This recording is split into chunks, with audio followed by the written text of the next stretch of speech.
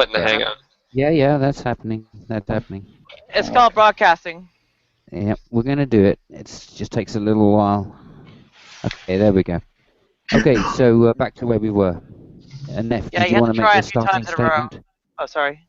That's all right. Neph, did you want to make a starting statement? About what exactly? Sedimentary. Yeah, the geological column, I think, is where we roughly want to go with this. Well, it was produced by the Noahic flood. It was produced by the Noahic flood, right? Noahic flood, yeah. Yeah. Oh, I said Noahic, sorry. You're a little quiet, Neph. Maybe if you could get a bit closer to the mic or turn yourself up a little bit. Yeah, strata are formed by moving water. Thank you. Earth is covered with very great depths of strata. Filled with rapidly buried things, which are now fossils. And a fossil is a creature that's rapidly buried. And the water that has to have the right mineral content in order for a fossil to form. Can't just bury a fish in your backyard, you know, a few feet down and come back in 60 years and you'll have a fossil. You got to have the right mineral content or you won't get a fossil. But Neph, earlier in the last hangout that I spoke with you, I showed you a case in which that doesn't happen. What doesn't happen? That you can have a fossil that isn't rapidly buried. I don't recall hearing such a thing. I spoke several times about stromatolites. The consensus was that you were wrong on that point. You could have the carpets too. You can assume that they weren't formed, buried rapidly, but no, it's not an assumption. It's shown. No, it's assumed. It's shown empirically. No. Yes. Has it been observed to happen? Yes. In the tar pits, the fossils are preserved in liquids. How about that? That's not a fossil. How is that not a fossil? Now he has to move the goalpost and change the definition of fossil. Okay, let's make it clear then. You won't get in sedimentary material, that is loose grains of material, such as sand, dirt, rock material. You will not get a fossil unless the organism is buried rapidly. The organisms decay. You know, the environment eats things up: bacteria, worms, scavengers, sunlight, oxygen. Yeah, you need anoxidant, whatever place. Yeah, that makes sense. But the whole point is that there are several different. I mean, fossil isn't just that one thing. Like there's molds and casts. There's also the amber. Remember Jurassic Park? You have like the mosquito and the amber and stuff. That kind of stuff happens. In fact, that's how people were able to link. I want to say wasps and termites together. They were able to find, like, I guess a missing link between them in terms of insects. They looked at I think amber, something like that. Amber. Yeah, that's good. Yeah, and I mean, yeah, and there's I looked up. There's a newer one. You know what it reminds me of? I think Chris's mic. He said, "Hold on a sec." I think he's trying to get a mic thing going, but right now his laptop doesn't have a mic. I am trying to summon his soul into me so I can be his avatar, but I don't know how long that will work. What the heck, Joe? Even I had a laugh at that as good as that was. Hang on, he might turn blue very shortly.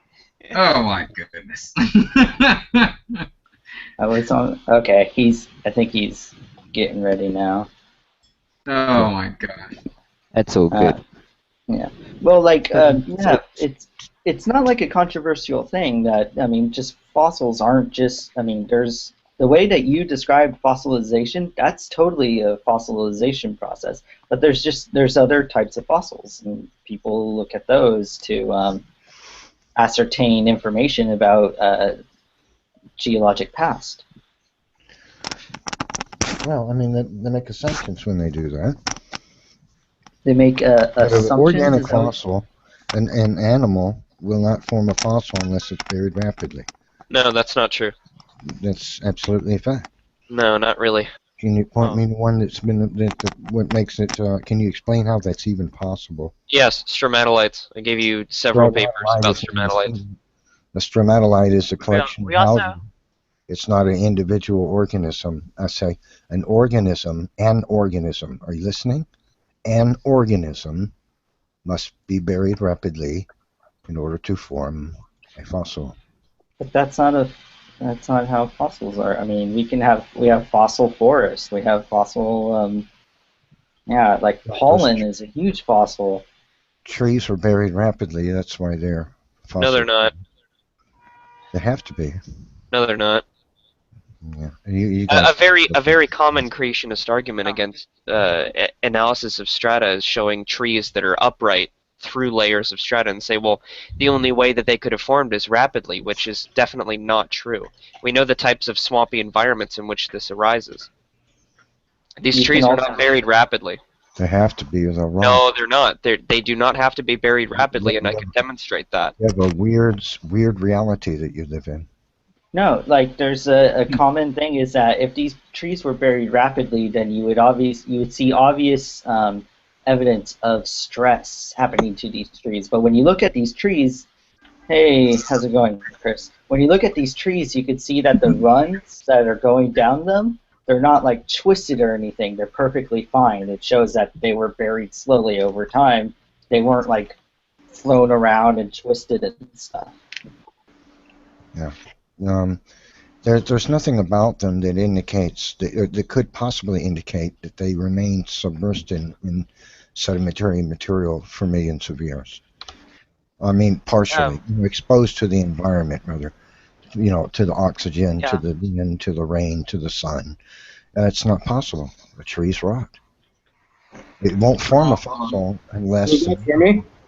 seep into the tree and Chris, replace its molecules. Okay. You're a little. But if Oh, it's sorry, exposed, Can you hear me clearly? Yes. Yeah, we hear you. clearly. Coming All through right. very well. Go ahead and keep explaining what you think about trees. well, Trees to appearing become a to free be going fossil, through strata, that is over time. That is not a rapid burial. that And the is a environment in rapid which that burial. arises demonstrates that. No, because On the if the subject, strata were of great age, the tree would rot to pieces before the next strata formed. on the subject of trees, I actually study exactly that. I study exactly how trees and plants are fossilized. So how it works is you get a process called permineralization. In permineralization, what happens is that each one of the individual cells gets replaced bit by a mineral, and usually that mineral is some form of silica. So if you have some sort of environment where you have water that's infused with silica, then you could easily get preservation of a tree over a relatively short period of geological time. Mm-hmm. Yeah, but not millions of years. A tree will not remain on the open ground in the environment of the air, subject to bugs and sun and wind and rain for... No, I mean, I agree that you definitely need years. rapid burial for fossilization to occur. Absolutely. However, rapid burial doesn't mean that you get rapid deposition for every single rock unit around the world. Well, it means every organism that we have a fossil of that's in sedimentary material was one that was buried rapidly. And? Well, no, that was the case that Nephilim was trying to make. That, that's what he was pointing out. But on a side note, just Joe, just let you know, I've been meaning to have a conversation with you, but I'm leaving. So you guys have a good night. I'll try to be back if I can. All right, later, man. Have a good The night. problem that we have here is that Neph has yet to define rapidly. If I may just be... He cited some articles in which he believed that it happened within a few days, hang on, which I would Sean, not concede. dude, it's no good telling him what he thinks. Let's just kind of just clarify with him what he actually thinks. So no, those are the articles. I'm saying those are the articles that he cited. I'm sorry. I'd like okay. to Sorry. The point, seek a clarification, Chris. if I may.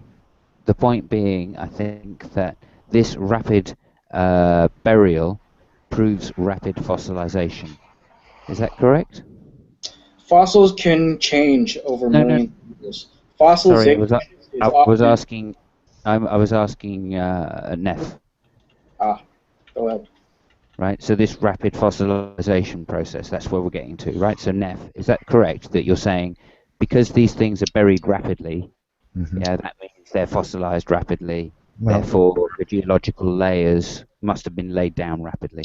exactly Is that how the logic? rapidly is possibly debatable, but the organism must be buried rapidly to be a fossil. I mean, Well, in we know less that. time than in less time than it takes for that organism to rot away, whichever type of organism it is.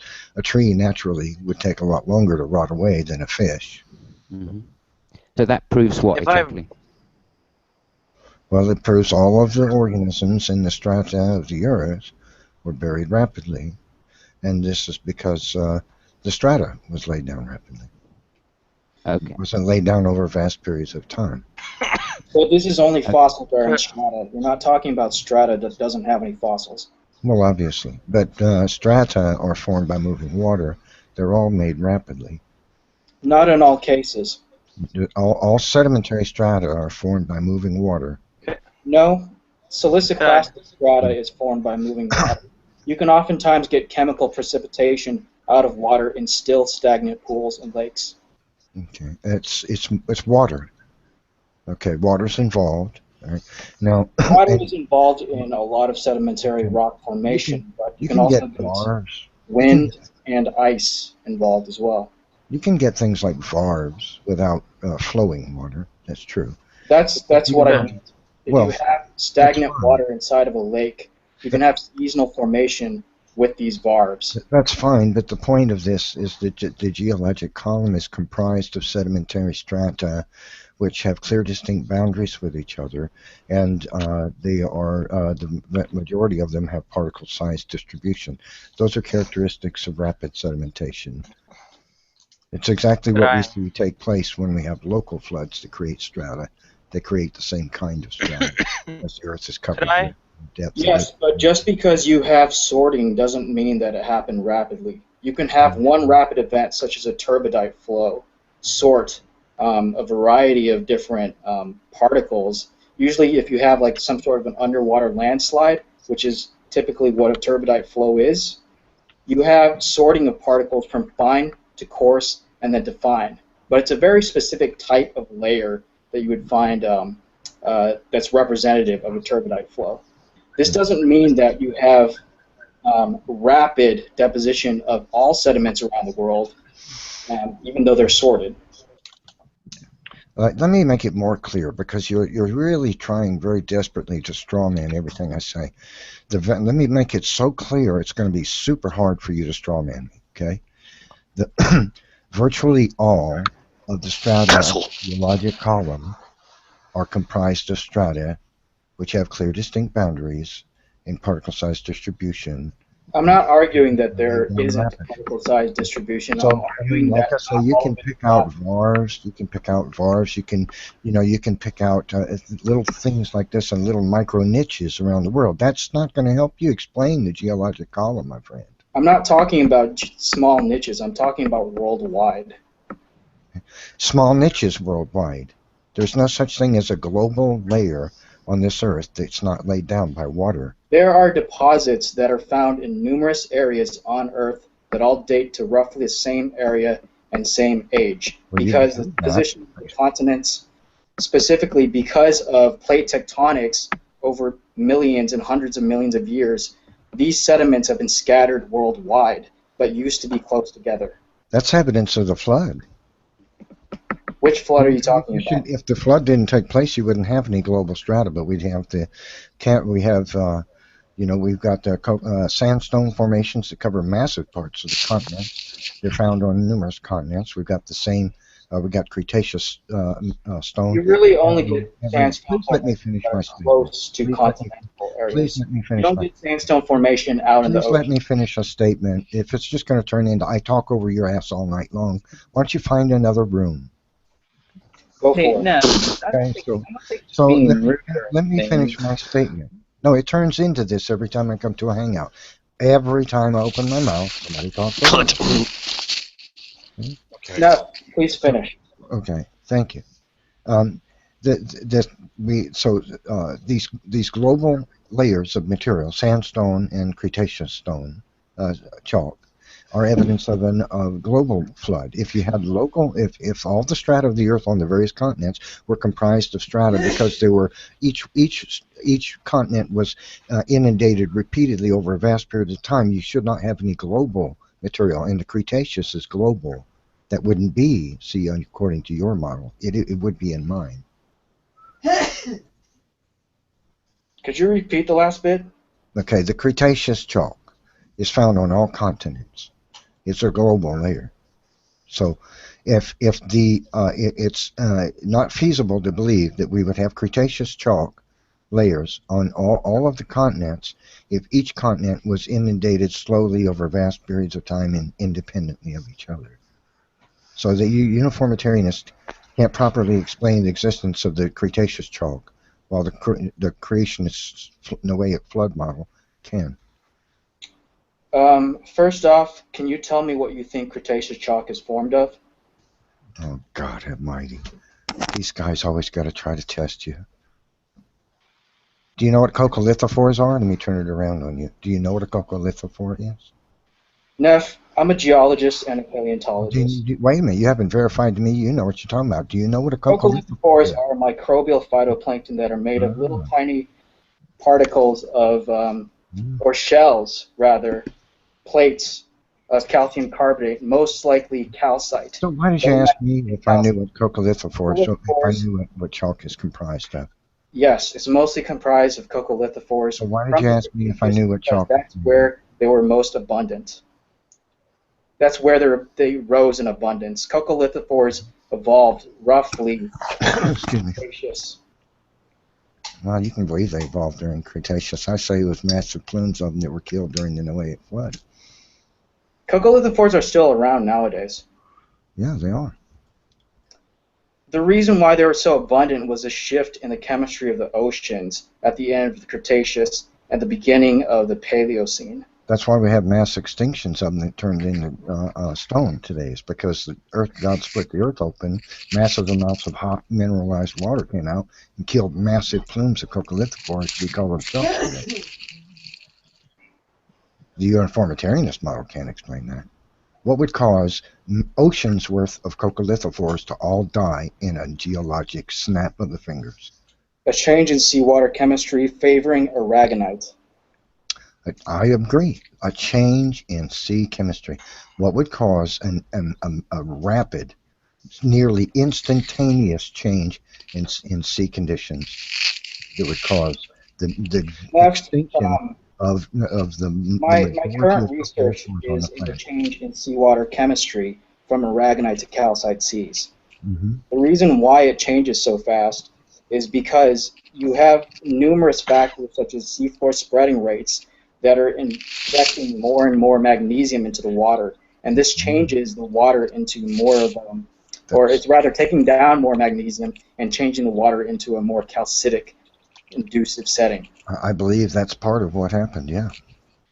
But see, the uniformitarianist has a problem understanding why this singular event took place in the geologic snap of a finger. The creationist says, easy. God split the earth open, billions and trillions of tons but this happened over hot mineralized water come rushing out of the earth and caused global extinction of the majority of the coccolithophores in the oceans.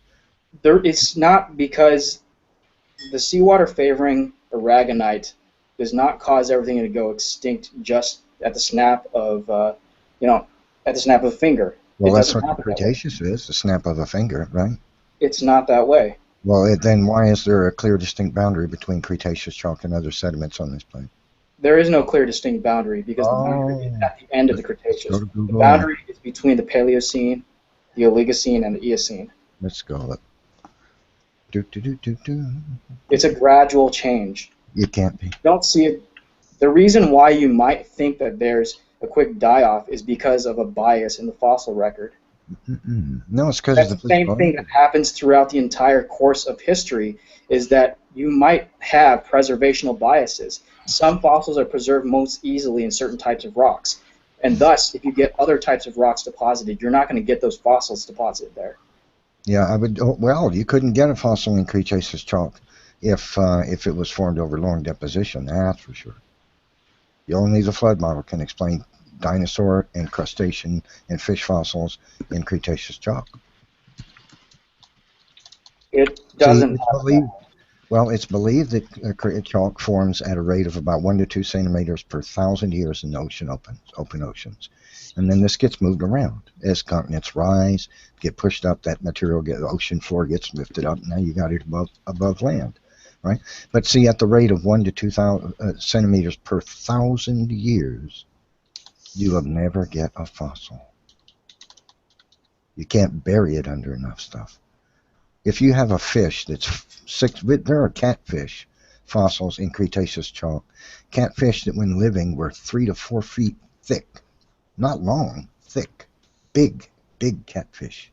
Now, tell me please, how does a catfish that weighs 60 pounds get buried slowly over a period of, 10, 16, 30,000 years and remain a fossil? Can you explain that? I think you're mixing a couple things because a lot of fossils are found alongside each other but weren't necessarily placed there at the same time. Well, you still got to be able to explain how you get a 3-foot wide catfish or even an 18-inch wide catfish buried at a rate of 1 to 2 centimeters per 1,000 years and remain a fossil and become a fossil. Why? Please explain to us why you believe it's possible for a catfish to lie on the ocean floor or even get to the ocean floor without being gobbled up by scavengers before it ever hits bottom. And then if it did all in one piece, how in the world, please tell me how it can lay there for for thousands and thousands of years. See, it not only would have to be buried to its own width, after, it's going to lose some of its width as it dies and its guts, kind of it ooze out. It's going to get thinner, but still it's going to be several inches thick, even at its thinnest. At that, it would take thousands of years, according to the current rate of deposition of coccolithophores in the ocean floor. Now, you couldn't just bury it to the top of the fish and get a fossil. It'd have to be buried under some measure of coccolithophores to still seal it away from scavengers and whatnot. So please tell us how it's possible at a rate of 1 to 2 centimeters per 1,000 years to get a catfish that's, let's say, reduced to 5 inches thick, 4 inches thick, to remain that way for 4, 6, 8,000 years. Burial in anoxic settings. Have you heard of the Green River Formation? So, are you saying that a catfish swim around in anoxic water? I'm not saying that they swim around in anoxic. How did they get to where the water is in a gyre? I'm saying that they settle down into an area where the water is stratified, so the bottom layer is anoxic. The same thing happened in the Green River Formation, where you have die-off and preservation of mass graves of fish, where sedimentation was slow. And the reason for that is because there was an anoxic layer down there caused by draw out of oxygen from heating due to hydrothermal vents. Okay, so if let me screen share with you a picture about this Cretaceous chalk you don't think there's clear, distinct boundaries of. Ooh, boy, that's a clear, distinct boundary if I ever saw it. Man, I bet you couldn't slip a piece of paper in between that. Now, so tell me again, now, how did the fish get to the bottom of a gyre without being gobbled up by scavengers? What fish is going to, float around through the sea for, 300, 1,700 miles to get to a gyre without being, eaten up by scavengers? Where do you have evidence that it was in a gyre? Well, that's what they believe. This anoxic water you're talking about is typically found in gyres. No, it isn't. You don't get anoxic water in areas where there's a lot of circulation. Gyre, the centers of gyres is very oxygen-reduced water. So how did the fish get to that area without being gobbled up by scavengers? Easy. It settles down to the bottom. How deep of water are you talking about? How deep is this anoxic water? You're assuming that they're saltwater fish. This is deep water, is it not? It's not 15 or 50 meters deep, right?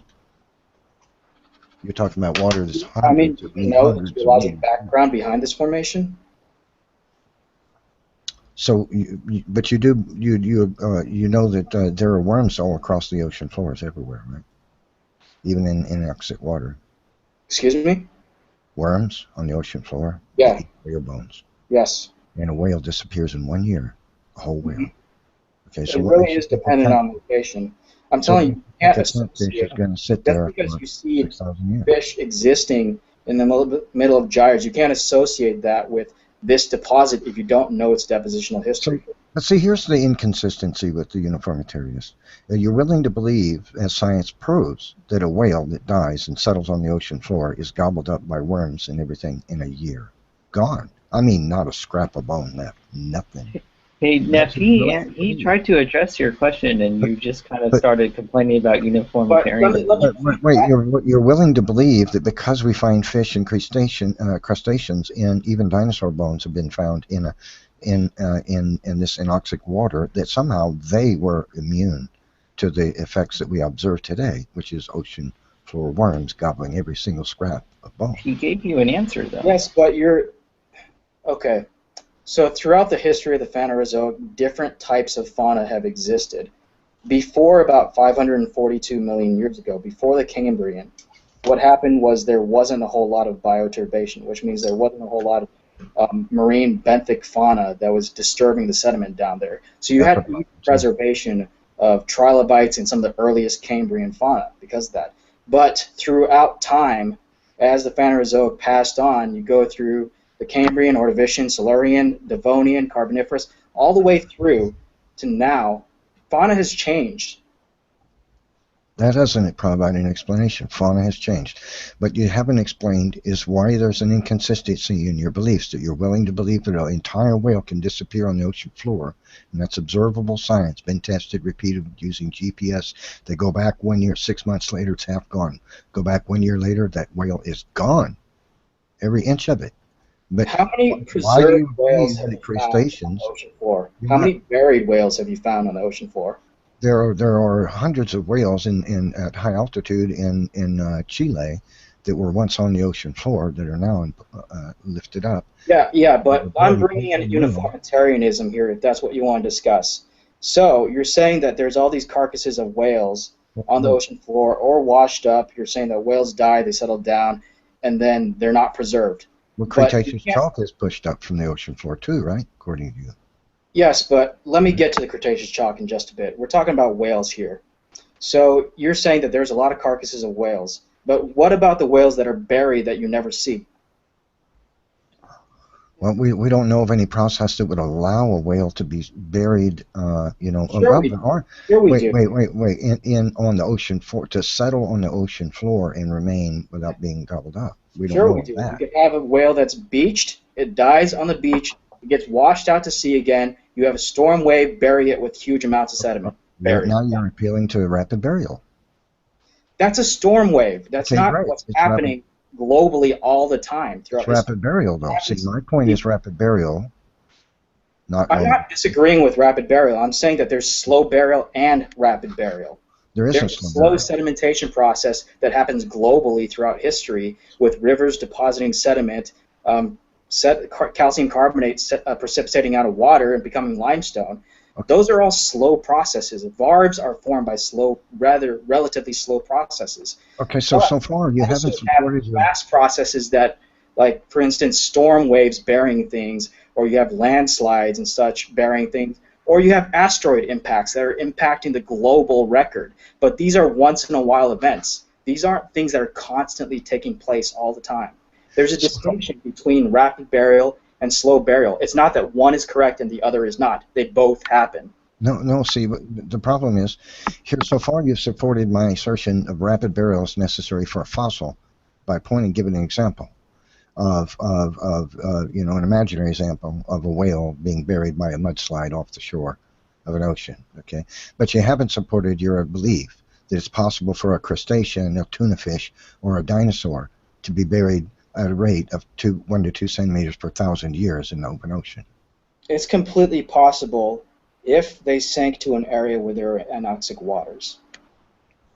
And my question then remains, how did the dinosaur get out there, the hadrosaur? It was washed out. is washed out there, and it washed out there how far? Hundreds of meters? We have storm waves wash things out Thousands of hundreds of yards? kilometers for them to settle Hundreds out of into the kilometers. deep ocean. So you believe that a I hadrosaur... don't believe so. I know so because it's So, I've seen it before. okay, so you seem to know that a hadrosaur can die and then slowly ebb for hundreds of miles out to the deep oceans, and slowly, and then for some reason sink to the bottom and not... Yes, but how many examples of this can you bring up? It's a rare occurrence. Weird stuff you uniformitarianists have to force yourself to believe. It's a rare occurrence. It's Illogical. If you see that happening, if you see preservation of dinosaur fossils alongside chalk deposits everywhere around the world, then you've got a point. So I have my point. How did let's examine your idea that the hadrosaur got out there a couple hundred miles to where this anoxic water is. Anoxic water. So did he sink as animals normally do? They bloat and float and then they sink, right? And are you saying that he got washed along the ocean floor for hundreds of miles, or did he manage to float? For some crazy reason, this animal didn't bloat, pop, and then sink rapidly. He managed to float for hundreds of miles. Which one of those two? The ocean is divided into several different layers. These layers have different currents. There are currents that move fast on the surface, but as you gradually go down to the bottom, some of these currents could take thousands of years to flow across the entire ocean. So the hadrosaur remained intact for thousands of years, waiting to be, without being rotted away, eaten up by scavengers, the bone, and it was moved slowly along the ocean floor, or did it floated for hundreds of miles before popping and then sinking? Like I said, you could easily have a scenario where there's a storm wave that's washing something out hundreds of kilometers. Hundreds of miles. Falls into the part of the water column that's carried by a slow current. Okay, so how long would it take you for... wouldn't really have much decomposition happening at certain areas, especially if you're far enough into the ocean, into the deep ocean. How long would it take that hadrosaur how long do you think that the hadrosaur is going to remain afloat in order to get to that? It's not going to remain afloat. It's going to be underwater. Right, absolutely. So the hadrosaur floated, it bloated, it popped, and it sank. And then it gets washed over a period of hundreds of miles without being gobbled up by scavengers, right? The scavengers are only going after the flesh. It's going to take us some time for it to break down. Yeah, how long would it especially take? if you break down over open ocean and float down. Most decomposers don't live out in the open ocean. They live in close to continental shelves and slopes, or they live in niche environments such as cold deeps or hydrothermal vents. So, is this your explanation for all the crustaceans and the fish that we find in Crustaceans and fish are a completely different manner than hadrosaurs. So, wait, they got there the same way, didn't they? A couple hundred miles out, they got there the same way, right? They could have gotten there the same way, or they could have existed out there. Okay. In anoxic water? They may not have flown as far as the dinosaur, but you're talking about originally marine fauna versus originally terrestrial fauna. So there's a difference between a dinosaur and crustaceans and fish. So how long would let's say a lobster, it dies on the ocean floor, because that's where they live, they hang out on the ocean floor, right? How long would it take for it to get gobbled up by scavengers before it got washed by your ocean currents to this, anoxic water? Which is a couple hundred mile journey. I wasn't there, so you can't ask me exactly how long. All we have is preservation of certain fossils in certain areas. And like I'm saying, unless you can find a huge abundance of dinosaurs preserved along Cretaceous chalk, you can't make a claim. I already have made a claim, and it's valid. And no, it's not valid, because how many localities do you see that? We find nearly complete fossils. We find largely complete fossils of crabs and fish and stuff. I'm not talking about crabs and fish. I'm talking about hadrosaurs. So now, according to what you seem to believe, the lobster had to have gotten washed out there before he could have rotted to the point that he lost his exoskeleton. How long do you think it would take for a lobster dead for the meat to come loose from his exoskeleton? Because if we find the majority of the parts intact of a lobster fossil in chalk, you have to believe that he got there so fast that his tissues did not have time to rot away to the point that they loosed from the exoskeleton, and so all parts were found intact in place together, just like they would. Yeah, but exoskeleton is a very different type of material than soft tissue from a dinosaur. But they're found, together as the animal was. If it was just somebody walked along with a shovel and said, "Okay, look, it's not that unusual to get crustaceans and hard-shelled invertebrates preserved in these conditions because they are hard-shelled invertebrates that have an exoskeleton made mostly of chitin, which is very hard to break down. Some of them also have calcium phosphate as part of their cells, or part of their skeletons, which is exceedingly hard to break down. What I would say is it's impossible to get the organism where you say it had to be in this anoxic water in order to be buried. Neph, can you stop interrupting and let him finish his points, please? I thought he had.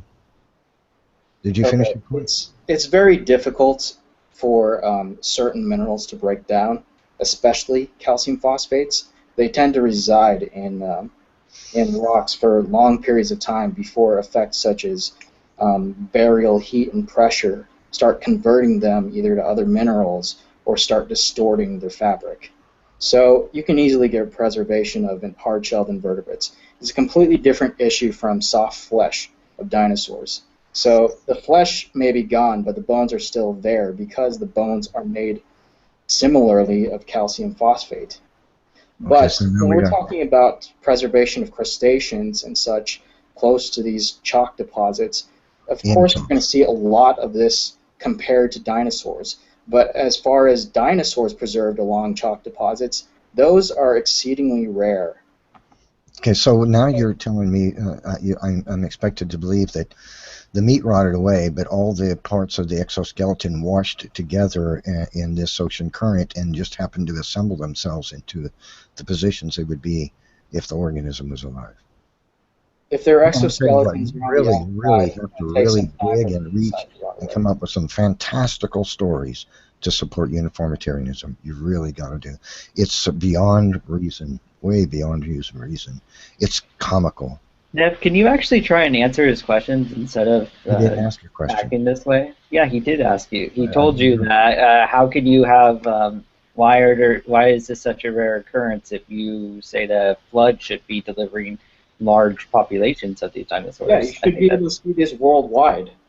I only need to point to one that refutes the idea. You can't take one exceptional occurrence and say that it happens everywhere. No, I only have to point to one. There's a lot more. That's not how it works. Let me give my response. I only have to point to one to prove that the idea that the organism was not buried rapidly in coccolithophores to prevent false. It had to be. That's why we have the fossil. You can't use one exceptional occurrence to explain what happens everywhere and all the time. I can in this case. No, you can't. You can't do that with statistics. You can't do that with science. I can do it with the crustacean fossils in chalk. Crustacean fossils, like I said, are different from dinosaurs. Crustaceans are worldwide. You're not going to find dinosaurs preserved alongside chalk. We find a dinosaur. To tell you. Dinosaur has been. You might find abundant crustaceans with chalk, but you're not going to find abundant dinosaurs with chalk. I didn't say you would. Why would I expect you would? Because you're using the singular example of a dinosaur preserved with chalk to explain rapid burial for everything. No. I said I pointed to crustaceans and fish. You mentioned dinosaurs and whales. I mentioned that, yes, they have been. But see, there have been plenty of fish and crustacean fossils found in Cretaceous chalk. And you never agreed with that. Where the disagreement came was with... It just can't happen over long deposition. See? But I'm telling you, that's not unusual because these are all marine organisms. But your ideas on how it's possible for it to be preserved that way are nutty. Everybody here's how nutty it is. No, I don't think it's nutty. Yeah, you do. What's nutty about it? Can you explain? Well, isn't it obvious what I said? Your ideas of how it could have gotten there without being, first you said it floated, and then you said no, and on the ocean floor. Either way, then you say the meat got rotted away, and somehow you alluded that its exoskeleton parts somehow got washed by a current of water, and they just happened to assemble themselves into a fossil. When something is in transit during transportation, it's not likely that they get completely rotted away. So these lobsters, perhaps, they're going to be fully intact until they settle down. That's the weird thing. You believe, you're willing to believe, because to support your uniformitarianism. I don't believe that a crustacean, like a crab or a lobster or a crayfish, can How do you think you wash get along the preservation ocean floor for hundreds of miles without being rotted into bits, while it's slowly being moved out to sea where there's no anoxic water. How do you think you get preservation of trilobites? How do you think you get preservation of all these different organisms from 500 million years ago? There is no 500 million years. What are you talking about? How do you think you get preservation of fossils from the Cambrian? Let's word it that way. You have a Noahic flood. That's how you get it. But it's happening the same potential explanation. Rapid burial is the only potential explanation for these fossils. For the fossil record, the only explanation is inundation. Slow sedimentation will not preserve an organism.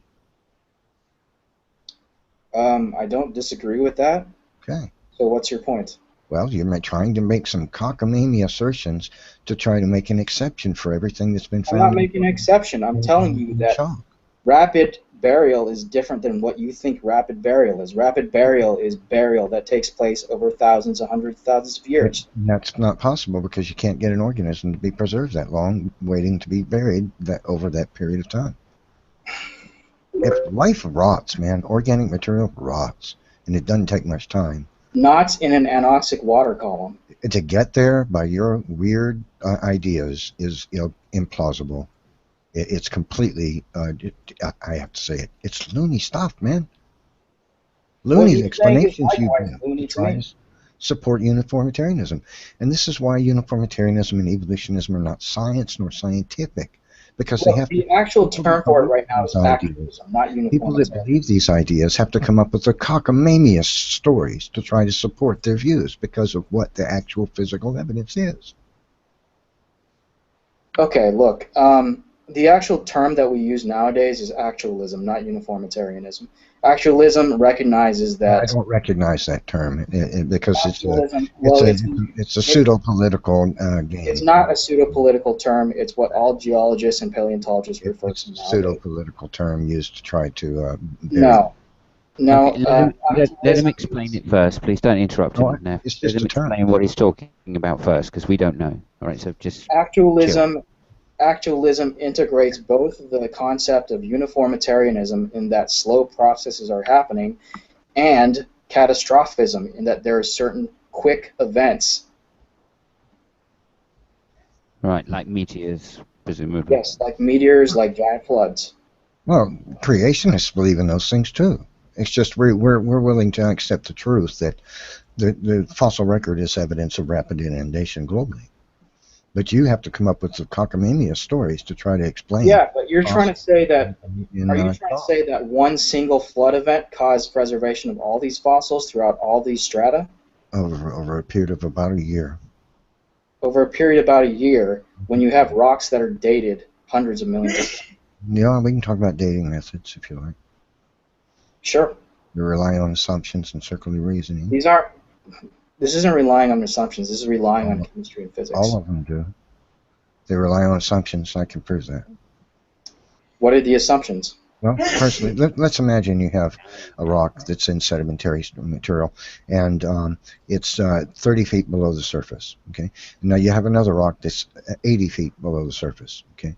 Now you're going to measure the amount of, let's say, lead and the ratio between lead and uranium in that rock, and you're going to believe that the amount of lead we find is due to the decay of the uranium. So the ratio between the two is how old that rock is. Right? So the problem is this. Can you tell me, since this is a sedimentary strata, it was formed by moving water, how do you know how much of the parent isotope or daughter isotope was laid down in situ by the water that deposited that sediment in the beginning? So you have a starting point. The problem is you can't know. So you can't know 100%. Can I answer your question? Let me finish. Yeah, you did ask a question there, Neph. You did ask a question there, so fair enough. I think you should be able to answer it. It was a satirical question. Well, try not to do that, mate. It's very off-putting in a debate. The thing is, you can't know. Excuse me. You can't know. You just waste our time with the question. You can't know whether 5% of it was 60% or 100% of the parent isotope. You can't know whether 5%, 50%, or 40% of the daughter isotope was laid down in situ by the water. Now, if you believe that the rock down below is older than the one above, because that's your geologic column idea, how do you know how much of the parent isotope was washed out of the rock that you're going to date at the top and deposited in the mineral rocks below? You can't know if it's 10%, 50%. No, two rhetorical questions is not acceptable. Hey, Neph, how many debates against yourself do you have? No, you wait. No, I'm not done. No. How many rhetorical questions do you want in one sentence? I'm going to ask a couple, and then I'll be done. He can you've respond. done a couple already, so I haven't. I'm not done asking. The first one. I'm not done asking. Answer the first one, and then we'll move on to your second one. Okay. No, still have the second one. I haven't made my point yet. I haven't made the point. You've made a couple of points so far, as I've just indicated. So how many points do you want to make in one sentence? You just need to put a sock in, Simon. Okay, go ahead. You need to cut the length of your responses down and try and keep accurately to the percentage of the parent isotope was washed out of that rock and into a set of rocks below over any amount of time. You can't know how much of the daughter isotope was. And now if you've been dating the rock down at the bottom, you can't know how much of that was washed into that rock or out of it. And the same is true for the one above. So please tell me how you can know how much daughter isotope or parent isotope was laid down in situ, how much was added to or taken away by water. I can answer that very easily because you don't understand that uranium and lead dating is not from sedimentary rocks, it's from igneous rocks. It's in the sedimentary strata. The rock that you're going to date is in the sedimentary strata. Yes, but this is because there are volcanic deposits that are cutting through sedimentary strata. These are the only occurrences where you can date the sedimentary rocks is if you have a volcanic deposit cutting through sedimentary strata. The volcanic deposits contain a mineral that's often used for uranium-lead dating called zircon. Zircon is very great for uranium-lead dating because it's very resilient to damage over time to heat and pressure, and also because it forms a very good reservoir for any radiogenic lead. It doesn't allow much lead to leave at all. So any lead of that isotope, and if you're talking about uranium-238 to lead-206, uranium-lead-206 is preserved very, very well in zircons, and oftentimes preserved a very accurate age. Cool. So answer that question. That is your misunderstanding with how radiometric dating works. Yeah, I would say that I definitely agree with Chris on that point. My understanding of zircon is that it's very good at preserving these materials. The problem is water washes radioisotopes into and out of materials. No, it doesn't. No, not through zircon. Wait. No, I didn't say zircon. Straw man. Straw man. I don't know why you're claiming straw man when someone's just said to you that zircon is the best way to test it. And in fact, it's the zircon that they look for in these strata to zircon test. is only in volcanic deposits. Wherever you have volcanic deposits cutting through sedimentary rocks, those are the only areas where you can absolutely date the rocks. We don't have a method of absolutely dating sedimentary rocks that can tell us a precise age. The only way we can date sedimentary rocks without using radiometric methods is by using something called chemostratigraphy, where we take isotopes, stable isotopes of carbon and oxygen. But this doesn't give us an absolute age. We can only do relative ages by comparing the age of one deposit in one area of the world with a deposit in another area of the world by looking at these isotope curves. Okay, so but you still haven't explained how you can know how much of the radioisotope was added to or taken away by the action of water over time. Okay, so zircons aren't going to let any lead out usually to be washed away. And the zircons found with X amount of lead in them, since this material was bubbled up out of the earth, can you tell me the zircons that you find in one location and the ones with next to it or nearby that has the parent or daughter isotope?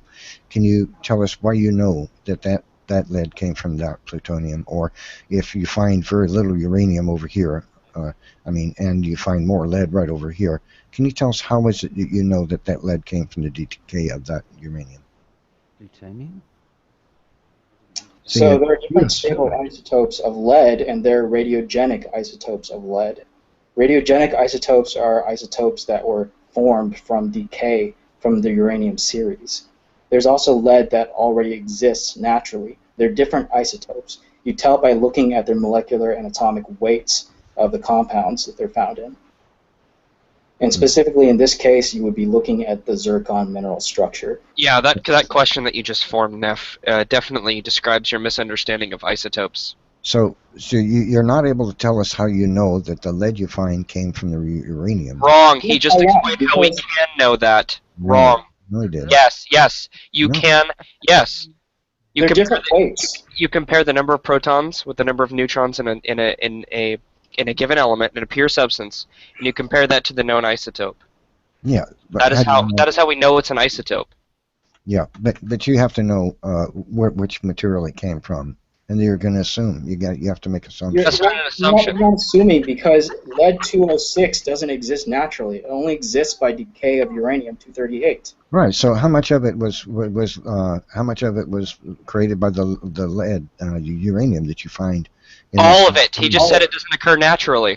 No, the uranium that you find. You're going to measure the two and make a ratio. You're still going to find uranium there if it hasn't all decayed to lead-206. And plus, it's not going to all decay, because there's such a thing called half-life, if you understand that, where, let's say, a half-life is basically the amount of time it takes for half of an original parent radionuclide to decay to the daughter isotope. Mm-hmm. So you partition this, okay? So let's say your half-life is 5,730 years, as is the case for carbon-14. Carbon-14 decays by a beta decay, which means it loses electrons, to nitrogen-14. And so what happens is, after 5,730 years, if you have a molecular weight of 10 for carbon-14, I'm just throwing a random number out there, after 5,730 years, you're only going to have 5 for carbon-14 and a 5 additional formed of the daughter nitrogen-14. But if you give it another 5,730 years, you're going to have 7.5 of nitrogen-14 and 2.5 of carbon-14. Why, if there's no assumption involved, no circular reasoning, why do we get such wildly disagreeing dates? For example, the 1986 dactite flow at Mount St. Helens. You're talking about different isotopes. Wait a second. All the dating methods have the similar assumptions. That this dactite flow at Mount St. Helens was produced Dacite. Excuse me. It was produced in 1986, and it's been potassium argon dated at 350 K.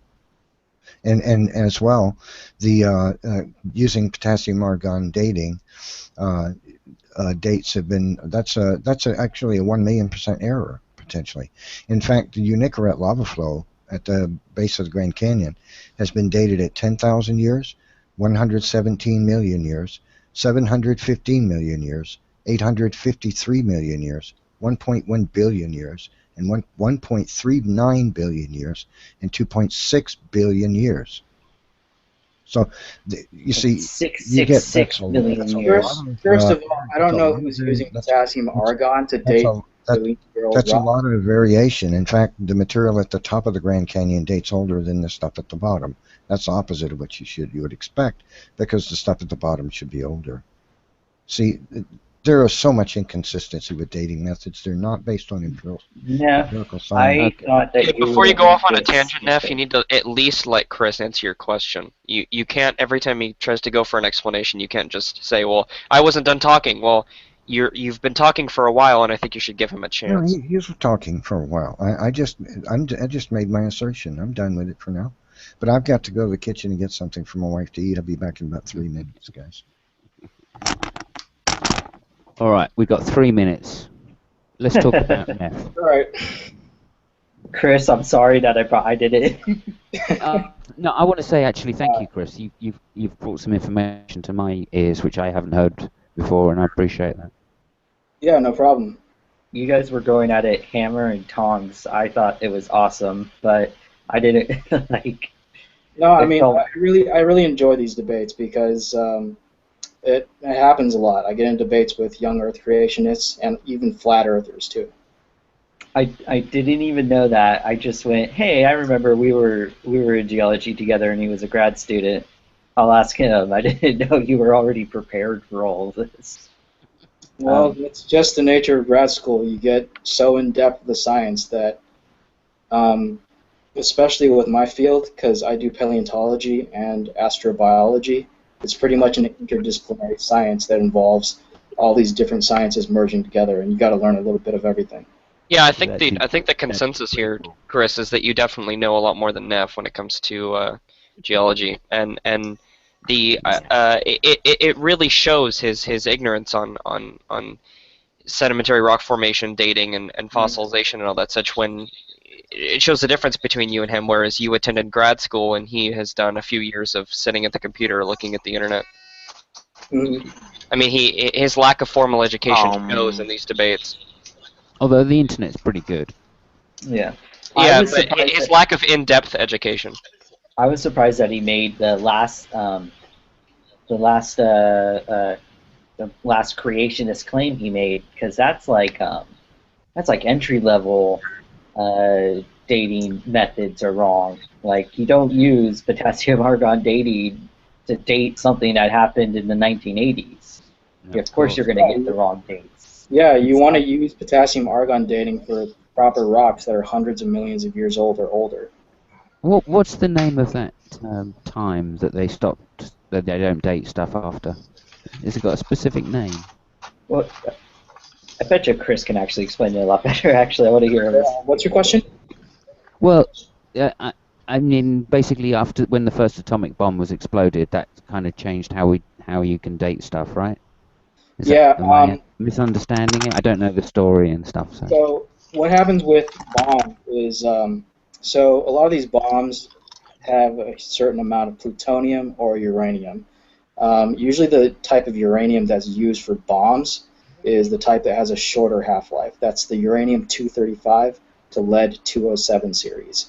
The type of dating method that you use for old rocks is usually the uranium-238 to lead-206 series, which has a much longer half-life. So because the half-life of uranium-235 to lead-207 is much shorter, you use that because it's more reactive for bombs. Okay, I'm back. Right, I see. So what does that effect does that have then on dating? As far as dating what, like rocks around the area or what? Yeah. Well, I mean, I'm thinking, like carbon dating. I think I'm specifically referring to carbon dating. Carbon dating you typically use for archaeological sites because these are sites that are only a few thousand years old. You never use carbon dating for anything that's over, let's say, about 30,000 or even, I'd say maybe even 100,000 years because of what happens if you date something that you believe is over 30,000 years old, and you get a date that's only thousands of years old for something that you believe is millions of years old? How do you explain that? Sorry, millions, thousands? You're confusing your units here. How do you get a carbon date of thousands of years for something that you believe is millions of years old? You don't. I think that was just explained. They have. No, that was just explained. No, it has been done. Dinosaurs and diamonds. Yeah, what, carbon dating on dinosaurs?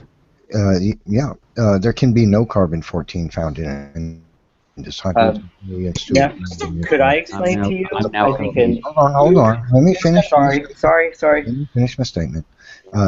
Carbon-14 has been found in diamonds repeatedly.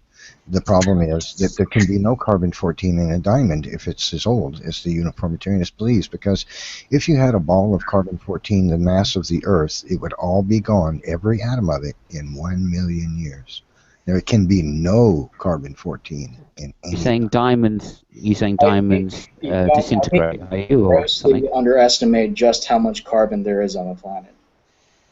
No, it's not destroyed. It wouldn't matter if you had a diamond made of nothing but carbon-14. It could be no carbon-14. Let me say it again. If you had a ball of a mass of carbon-14, the mass of the Earth, it would all be gone in 1 million years. So how in the world do you have carbon-14 in diamonds that are hundreds of millions of years old? Okay, now let him answer the question. You would never have a ball of carbon-14 the mass of the Earth. And I agree. So where are you going with that? Well, the point is carbon-14 has been found in diamonds, and there can be zero carbon-14 in any diamond. But carbon-14 is extremely rare compared to all the bulk of other carbon-12, carbon-13. Irrelevant. There can be no carbon-14 in a diamond. It's not physically possible if the diamond is millions of years old. Cannot be any, not an atom's worth. It would all be gone in just, thousands of years. Because, as I said, it's not all going to be gone. There's still going to be a very small percentage. No, there would be none left, not even an atom left. Can you get nitrogen? Having something, it doesn't turn to zero. It turns into very eventually you get down to 2 atoms, and then 1 is left, and then that one goes too. You can't divide it, but you can't divide 1 atom. Okay. The carbon-14. It doesn't go through fission like that. Okay. There can be no carbon-14 in a diamond if it's millions of years old. None. There can. There's just a very small abundance of it. No, there would be none. I'll say it one more time. If you had a mass of carbon-14 the size of this Earth, it would all be gone in 1 million years. So there can be no carbon-14 in any diamond if it's millions and millions and millions and millions of years old. What do you think happens to the carbon-14? It decays.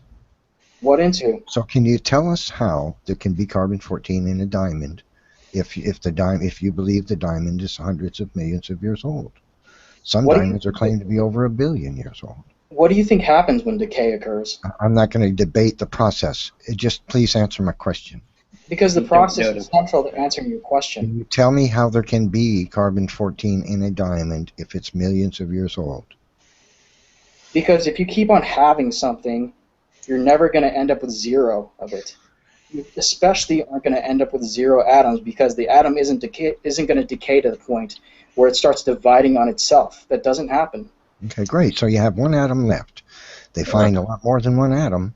How can there be carbon-14 in a diamond? There's not going to be 1 atom. I think you don't understand just how many atoms there are per mineral. There would not be a measurable amount. It would be such a minute trace amount, it would be considered nil. For a few million I'm telling years, you, they have found a measurable you would favor the carbon-14 method, but for a few million years, it's measurable. For a few hundred millions of years, it's not measurable. Okay, so when I say they find carbon-14 in a diamond, I'm not saying they found 4 atoms. You understand that, right? You're really trying to straw man what I'm saying.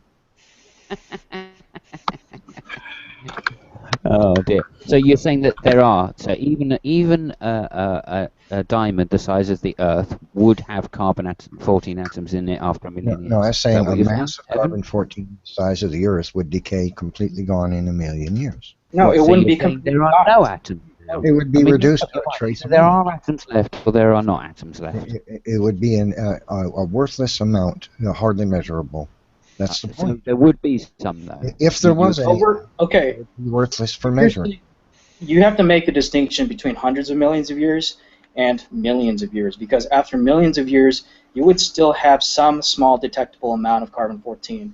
After hundreds of millions of years, then the amount would be such a trace amount that you wouldn't be able to detect it. But it would still be there, and you would still have a plentiful amount of atoms. I think you underestimate just how many atoms make up ordinary matter. Even when I'm talking about hundreds of millions of years and those trace amounts that you can't detect, you still have millions, hundreds of millions, billions of atoms of carbon-14. Okay, the problem is that you believe that diamonds formed between 1 and 3 billion years ago. That's the problem. But well, let's just amount confirm. of carbon-14 found in Let's diamonds. confirm. Now you've made an assertion about what Chris believes. That's what the uniformitarian is trying. Let's find out whether Chris really does believe that first. Maybe it's a Since you're different making opinion. assertions, Chris. Where are you getting the idea that all diamonds form between 1.3 and 1? This is the general opinion of the geologists. They believe diamonds. Oh, okay. So when you say you, as in you weren't referring to Chris. Are you saying you don't agree with them? You think diamonds can be maybe hundreds of thousands of years old? Is that... Not hundreds of thousands. I'm saying millions. Okay, millions. Because there's numerous different ways of forming diamonds. It's not just one way of forming it. Mm-hmm. Do it in the lab now. So the problem is there's carbon-14 found in them. Yeah, but carbon-14 is found in these younger diamonds, not found in these 1.3 billion-year-old diamonds. And if you had in only 1 million years, a mass of carbon-14 the size of the Earth would decay to virtually nothing in a million years. I'm saying that it doesn't decay into virtually nothing. Well, wait, you're wrong. You're saying it doesn't? No, it doesn't. Wow. You're still going to have some amount of it, but it's not going to be reliable. I'm amazed that you don't understand what decay is. You think the matter just evaporates in the universe? No. It doesn't disappear. No, what he's doing is strawmanning the amount that would be left over, which is measurable. That's the problem. He's not being very clear, Neph. He's trying to make it seem as though... 1 million years isn't enough for it to become unmeasurable. It's enough for it to be unreliable, but not unmeasurable. You're trying to make it sound as though the amount of carbon-14 found in diamonds is not a problem. But it really is. No. It's not a problem because they don't use it to date things. No, it's not a problem because you don't want to believe it's They don't use it to date things a million years old. I guess I'll just say from now on, when you say how can you do, it's not a problem. Is that correct, Chris? Can we just confirm that? Because I am an amateur chair. Yeah, we don't use it to anything that's more than a few million years old because it just becomes unreliable. Yeah. That doesn't mean that you're not going to find carbon-14. You will still find some small trace amounts, but it's not going to give you a reliable age when you only have small trace amounts. Yeah, it would be an immeasurable amount left after a million. No, it's not immeasurable after such a short time. It would be immeasurable after a million years. 100 million years. I tell you what, you take that up with Dr. Jonathan. 100 million years is probably unmeasurable. But you take that up with Dr. Jonathan. You take it up with someone with an electron microscope. Yeah, you take it up with really. Jonathan Sarfati. He's a physical chemist PhD. If you're talking about searching through diamonds, man. You look at the surface, atom by atom if you want. Well, I think you should just take it up with Dr. Jonathan Sarfati. He's a physical I chemist think and a genius. Excuse me. I think you should just take it up with Dr. Jonathan Sarfati. He's a physical chemist and a genius, as a matter of fact. Well, I think you should. What is Dr. Johnson claiming then? Because there's definitely nothing wrong with finding carbon-14. He has said that there would be a nearly immeasurable volume of carbon-14 left if the mass of it was the size of the Earth in only 1 million years. Well, nearly immeasurable is not immeasurable. Yeah, I believe he's right. Let's face it. Let's face it. So you've gone from saying there is none to an immeasurable amount. But here's what to now a nearly immeasurable amount. The straw man is that we find a measure. Well, I'm just pointing out where your argument's gone from here. Yeah, no, I'll just point out the straw man. No, Neph, there is no straw man. We've got you on recording. We've got you on recording, Neph. Here's the straw man. Stop talking for a second. I haven't. I was speaking. The straw man is that the amount that is found in diamonds or dinosaurs is not a problem because we can say that there's still going to be 70 atoms left. Your argument has changed. Your argument has changed. It is a problem. Your argument has changed over the duration. First you're talking about million-year-old diamonds, now you're talking about dinosaurs? The amount... Okay, my cat's thoroughly bored. The amount that is found is a problem for the uniformitarians. No, it's not. Well, how much is left? It's not? Tell me. A nearly immeasurable amount. How much do for you? How much is left, Zine? Tell me, how much is left? My name is Jason. Tell me how much carbon-14 have they found in that? A measurable amount. So that you know it's not a problem. A measurable amount. And tell me why that's not a problem. Why is that not a problem? Well, because we can measure it, so it's not a problem. Because we can measure it, so it's not a problem. So you're saying that amount that you can measure should be left over after millions of years? That's what we find. You just described 1 million years. So if you had a mass of it the size of the Earth and it's gone in a million years, how much if you No, had it's a mass you of just said gone. It's not gone. Not all of it is gone. There's still a measurable amount. if you had a rock of carbon-14 the size of a diamond after a million years, how much of that would be left? Nearly a measurable amount. And you think how many atoms is that? 11? That's nearly a measurable amount. Yeah. It depends on how many. Is that going to be a problem for the age you believe the diamond is? No. Yeah. No. Yeah. No, Just no. saying, As I say, This is why we don't. This is why we don't use carbon-14 to date things that are millions of years old. Well, that's the problem. See, we find the carbon-14 in the things that we believe are millions of years old. That's a problem for you. Yeah, but we don't. That's why we don't use carbon-14 to date diamonds. Right. And the reason for that is because it's a problem. This is not a problem for uniformitarianism. It's a problem for you because the carbon-14 is there. And it should not. No, it's not because it's measurable. No, it's not. It's not a problem. You don't understand decay. 1 million year old diamond. Guys, Nonsense. Thank you, Nadia. Could I point out that the age itself need not be presumed. The proportions of the isotopes can be deemed too extreme. Alright, so it's too small particle trace amount of the decay isotope and so on, right? At that point you say, oh, it's not valid to date anymore. The problem you don't have to presume an age, even though you don't have to presume an age for it. It's just you do happen to know that it corresponds to about some age greater than some level, right? The problem only gets worse when you talk about diamonds and and dinosaurs at the Western Pacific Geophysics meeting in Singapore. What about diamond dinosaurs? In Singapore in 2012, scientists had dated dinosaur bone with carbon-14 and got a range from 22 to 39,000 years. Is that a goalpost move or? Is that yeah, you're moving the goalpost. No, I mentioned dinosaurs. This is why you don't use carbon-14 to date dinosaur bones. Right. So as long as you can see the last point. Yeah, but you're accepting this already. You're basically refuting everything that I'm telling you, but you're accepting this one research paper that talks about 29,000-year-old dinosaurs. Is that journal peer-reviewed?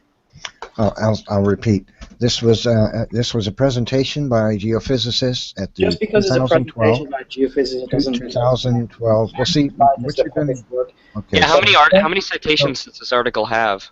Okay, one at a time, guys. Okay, yeah. So in what you're ready and willing to do, you've already demonstrated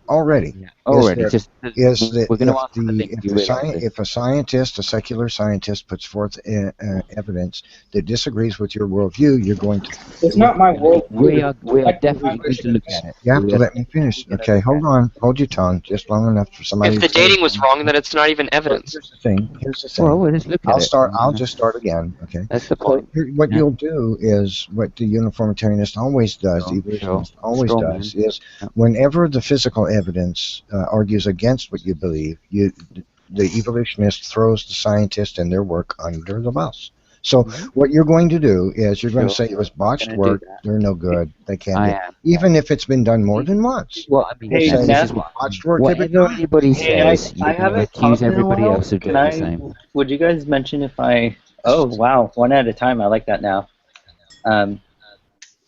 I haven't mentioned anything in a while, so I was wondering, Neph, I think that there's kind of some confusion when you're talking about C14 dating. The way this dating, well, there's two confusions. There's half-life, which is something that Chris brought up earlier, but the other confusion is that when you use these different types of radiometric dating methods, they can only work with so much accuracy in certain time intervals. So earlier it was mentioned that carbon-14 dating works best for archaeology. So I would use it if I was doing something. It works best for about 30,000 years, that kind of thing.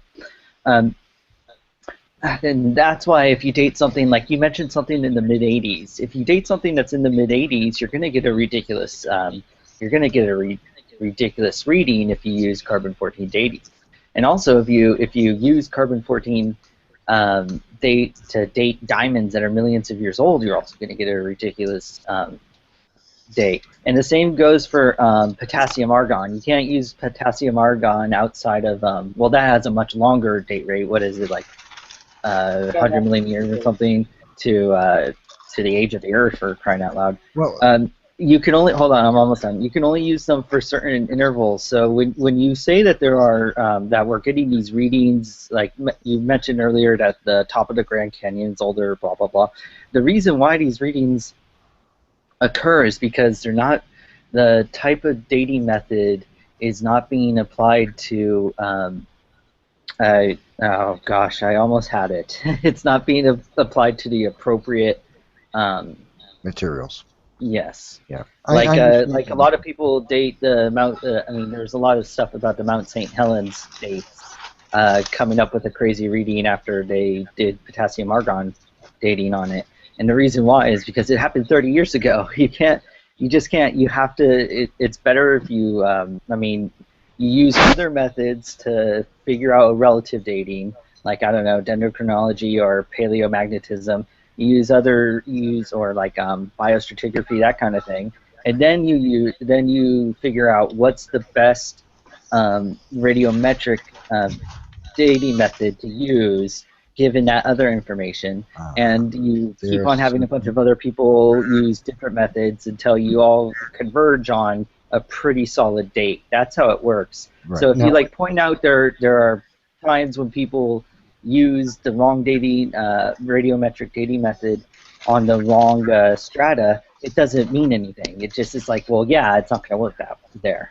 Yeah. The problem here is that you're demonstrating two things. You're demonstrating your paradigm at work, and you're demonstrating the circular reasoning that goes into dating methods. There is nothing about science that dictates we can't use any dating method to date any particular thing. When you say you can't use it to date this particular thing, is what you really are saying. What's coming out of your mouth is not what you really mean. What you really mean is we should not use it to date this particular method material because according to our view, it can't be old enough to use that method for. See, so you're expressing your paradigm. But the problem remains, I'm not done, please.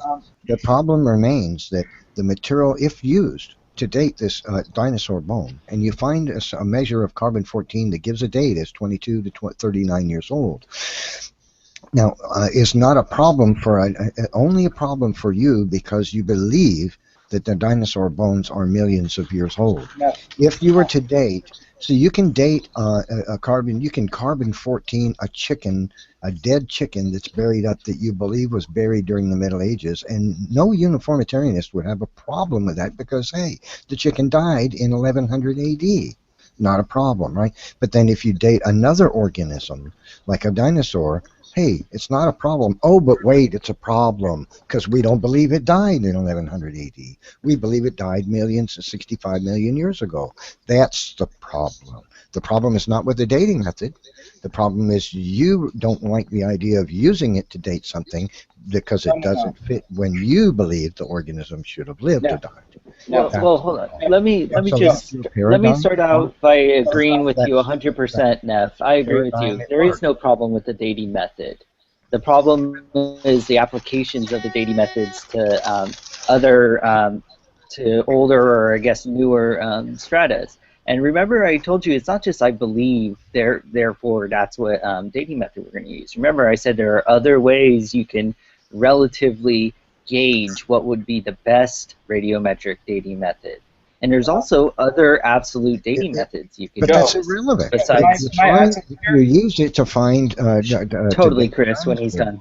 Okay, so can I add something here? Neph, would you measure the size of a tree in miles, or would you use feet?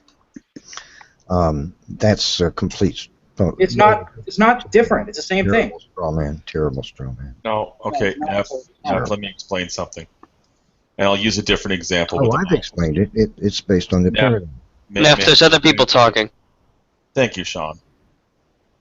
Anyways, Neph, if you had a road and you had to measure out a mile on that road, and you use a ruler, your measurement will be not as accurate as if you were to use chains and furlongs. Okay? Because the ruler is a very short measure, and as you go down the road, laying it out to measure the distance, you will have inaccuracies as you go along. You will come up short or long of a mile. That's a terrible straw man. Using a chain, that's because a chain is used in laying out roads. It's actually meant for much longer distances. Carbon-14 gets in an organism because it eats things. That's where it gets the carbon-14.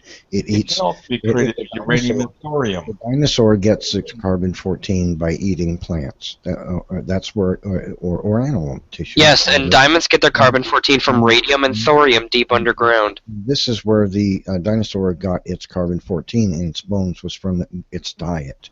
So if the organism had amassed X amount of carbon-14 in its bones from eating, then dies, there's not going to be carbon-14 added to it. It's some that will decay, but none is not going to be No, added but carbon-14 is added to diamonds. When you measure the carbon-14 that is present in that bone, you're measuring the carbon-14 that was acquired by the organism's diet, not by any external means. So right, but you were talking about diamonds. Carbon-14 can't be there. The problem with this is that you're citing a paper that's saying dinosaurs are 29,000 years old.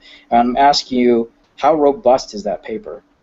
Well, I know you're going to throw them under How the robust bus. is that That's what talk? you always do. You said it was at a conference, right? Right, that's what evolutionists always do. Whenever scientific evidence... No, it's not what evolutionists always do. The first thing to do is question the evidence. And they did the same thing with Remember, you're attacking uniformitarianism, not evolution. They held back genetic studies for 40 years by claiming most of the DNA was junk. That was proved wrong. The creationists' prediction was correct. They're doing the same thing. To be honest, though, Neph, the first thing you should do is question the evidence. I mean, that is the very first thing you should do. No. I don't think it's unreasonable to expect somebody to say, "Can you show me a link?" That's not what's being done. If you don't have a link, yes, it is. That is what's being done. You're presenting evidence. There was a study that somebody dated dinosaurs to be this old, right? That is the evidence you're presenting. That this was discussed at this conference. Yes. And we're telling you that based on our understanding, or based on the consensus of carbon-14 dating and how it should be applied, that it was not applied correctly, and that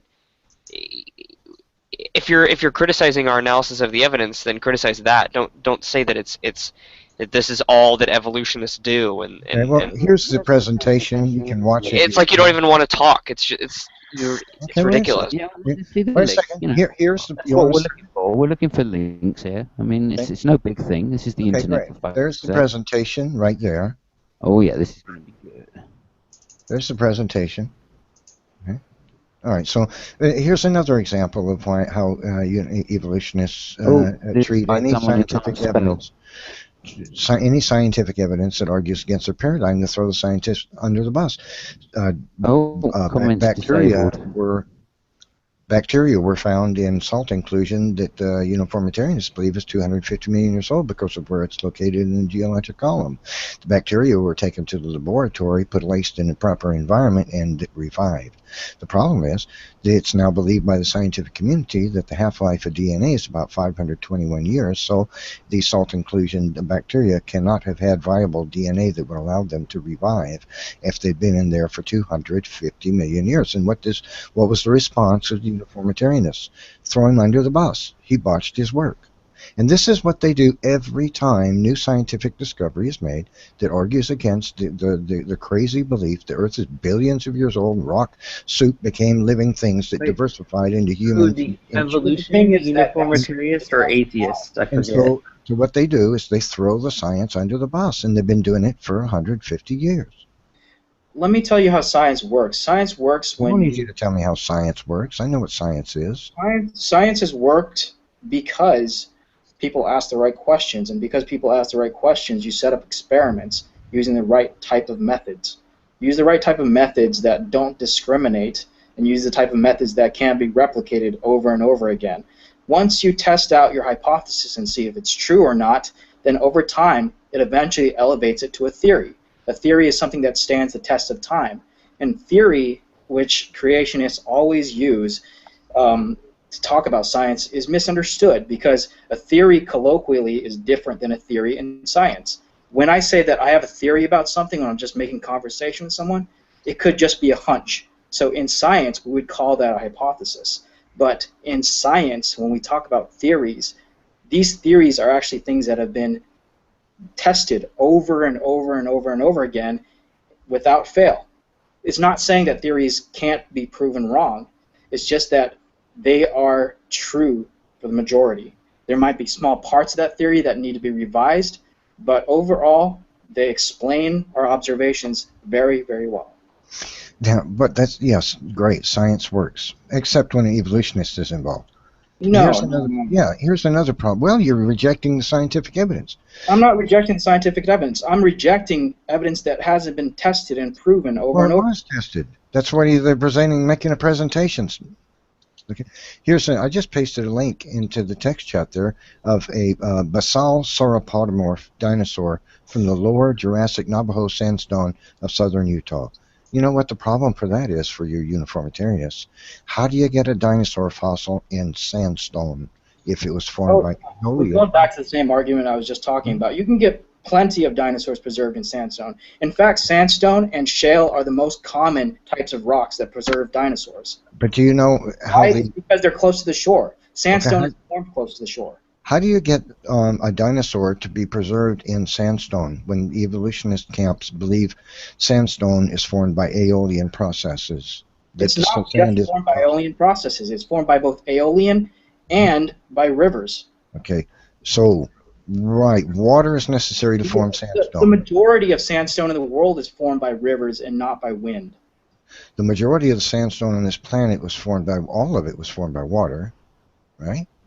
Water is necessary to get sandstone, don't you agree? You were just saying that sandstone is only formed by aeolian processes. No, the sand is deposited there. The organism, the dinosaur was buried in sand that was dry, according to the uniformitarianist camp. How do you know the sand was dry? Then you have to get the water to come. See, so the problem is if you got the sand there, the dinosaur is buried in dry sand. He dies, gets buried, in a sand drift or something, and then you still have to have the water come along before the dinosaur rots away, and the bones decay, right, into become brittle and dried out and crack apart and fall to pieces. Now that can't take hundreds of thousands to millions of years. You got to get the water there pretty quick to get a fossil, right? So the evolutionist camp, what do? Well, they fix everything with the just so story. Well, he got buried, and it was just a week later the water came with the right minerals. It made sense, don't it? See, the problem is that's the kind of problems that we have in uniformitarianism and evolutionism. It's a massive and atheism. Don't forget atheists. It's a massive package of just so stories to try to explain away every single example of something. No one's saying just so stories. There's plenty of dinosaurs. Well, you made up some about how. To be honest, Neph is making a just so story. You made up some just so stories to explain dinosaurs. You're making up just so stories. Come on, be fair. In oxide water. You've made the question so many times tonight. It's not. You true. were making those up on the fly, as a matter of fact. Well, who's making what up on the fly? You're the one with the so-so story. Got washed along the ocean floor, and somehow its exoskeleton got organized back. I'm not telling you that's the truth. I'm telling you that's a possible mechanism that could have happened. See, that's the thing. Neph, you've been several times. You've been switching between talking about a dinosaur, which is above, which lives on like the land, and then switching between crustaceans. And I feel like that's disingenuous, and I would like you to explain why it's okay for you to switch from talking about creatures that don't have exoskeletons to talking about creatures that do have the exoskeletons. So we're somehow obligated to speak about only one type of evidence. Well, yeah, you're saying that he's crazy for having this idea about how a dinosaur can become fossilized in the water. but then you're using an example of crustaceans to prove your point. It makes no I'm sense. using separate examples to show that You're using separate examples because they're different types of organisms, so they are affected by the natural environment in different ways. I'm pointing out several different examples of how uniformitarianists have to make up crazy just-so stories to explain away all the physical evidence that we find. Neph, I asked you a specific question, and you're not answering me. I don't agree that we have to talk about one particular subject forever. Then I don't understand. You're saying that his idea was crazy, but then you start talking about a different type of, like a different phenomenon. Yeah, I'll be off on something else next. Oh, okay. Yeah, and you're calling us crazy? It's crazy to talk about more than one kind of subject or related to these things. Okay, but several times in this conversation, demonstrate that you don't have an understanding of a lot of these subjects. Weird. And when I correct you by telling you that that isn't so, that you misunderstood it, you start bringing in other examples and we start going on a tangent. I don't see how you've provided evidence that supports any of your assertions. That you haven't provided evidence to support your assertion. For a global flood, you only bring up isolated cases. No, you apparently don't realize that a global flood would mean we have to see a uniform phenomenon occurring. No, I did provide the evidence, and I did it when I first entered the room. The fact is this: the Earth is covered with very deep sedimentary strata, which have clear, distinct boundaries, the majority of which have particle size. Not all of it is very deep now. And I didn't say all of it. I said the average is, according to one geologist, 1,800 meters average. Okay, and it's filled with most of the world is ocean, Neph. And on the continents. All right, you straw man. Yes, they're raised up. Let me make it clear so you can't straw man it. The continents are covered with an average of 1,800 meters of sedimentary strata, which have clear, distinct boundaries, the majority of which have particle size distribution, and they are littered with rapidly buried creatures we call fossils. That's the proof that's globally inundated. We wouldn't have a fossil impossible to have the majority of the world covered with deep 1,800 meter sediments because sediments down at the ocean don't survive that long. They only survive on the most, maybe about 150 to 200 million years because of the way tectonic plates move around. All right, I said the continents. Let me say it again. The continents are covered with an average of 1,800 meters of sedimentary strata, which have clear, distinct boundaries, the majority of which have particle size distribution and are littered with rapidly buried creatures. That's global inundation. Yes, but you're not accounting for uplift from tectonic activity. Well, you can believe that the uplift explains how you could have rapid inundation. Tell me how the fossils are all creatures that were buried rapidly, right? How do you find fossils in the mountains then? How do you find marine fossils in the mountains if uplifting doesn't happen? I didn't say, wait, don't straw man me. I didn't say uplift didn't happen. It's the flood of Noah that explains the mountain ranges of the Earth. Straw man, you're it. So, but the problem is the fossils are all rapidly buried because the strata was rapidly laid down. That's why it's got clear, distinct boundaries and particle size distribution.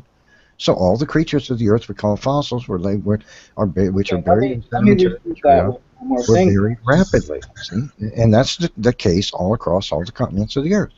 Let me refute that with one more thing then. How do you explain mountains that were formed by igneous and metamorphic rocks? Okay, refute what? How do you explain mountains that were formed by igneous and metamorphic rocks?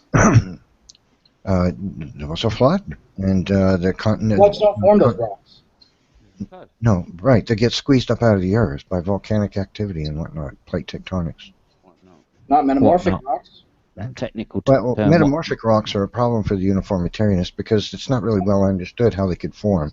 Yes, it is well understood how they formed. No, it isn't. They've tried creating granite in the laboratory and failed. They can't make granite. What is your understanding? Granite's not metamorphic. What's your understanding for how metamorphic rocks are formed? Tell me how metamorphic rock proves uniformitarianism true. Why don't you answer a question now? How do you know over what period of time the rock formed? Tell me how you know how long it took. Why didn't you answer a question there? Okay. We're gonna have to go back to dating if you want to talk about that again. Yeah, Well, it's we've been over the entirely dating up to you, methods Chris, for the because reason. obviously these things go in circles, as you've noticed with Neph. So at some point we're going to have to kind of break the circle. But it's entirely up to you. If you want to go round again, Chris, Let's talk then about do so. mountains.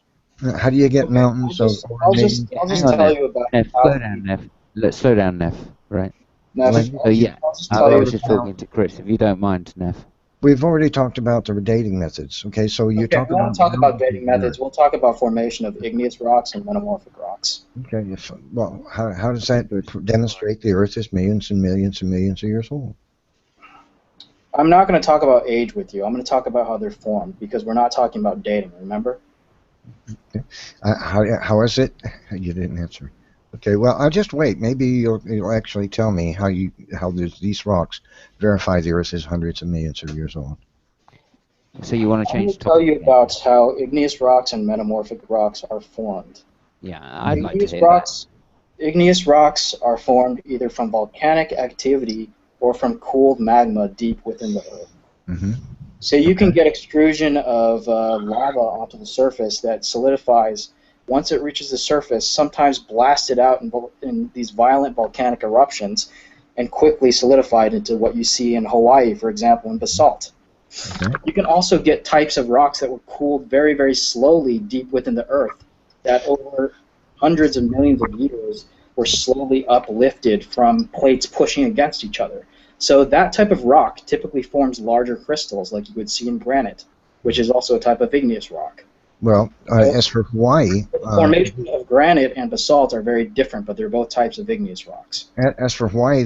hang on a sec, Neph. Talking about rock... Hold your horses, Neph. Hold your horses, one question at a time. And as for metamorphic rock?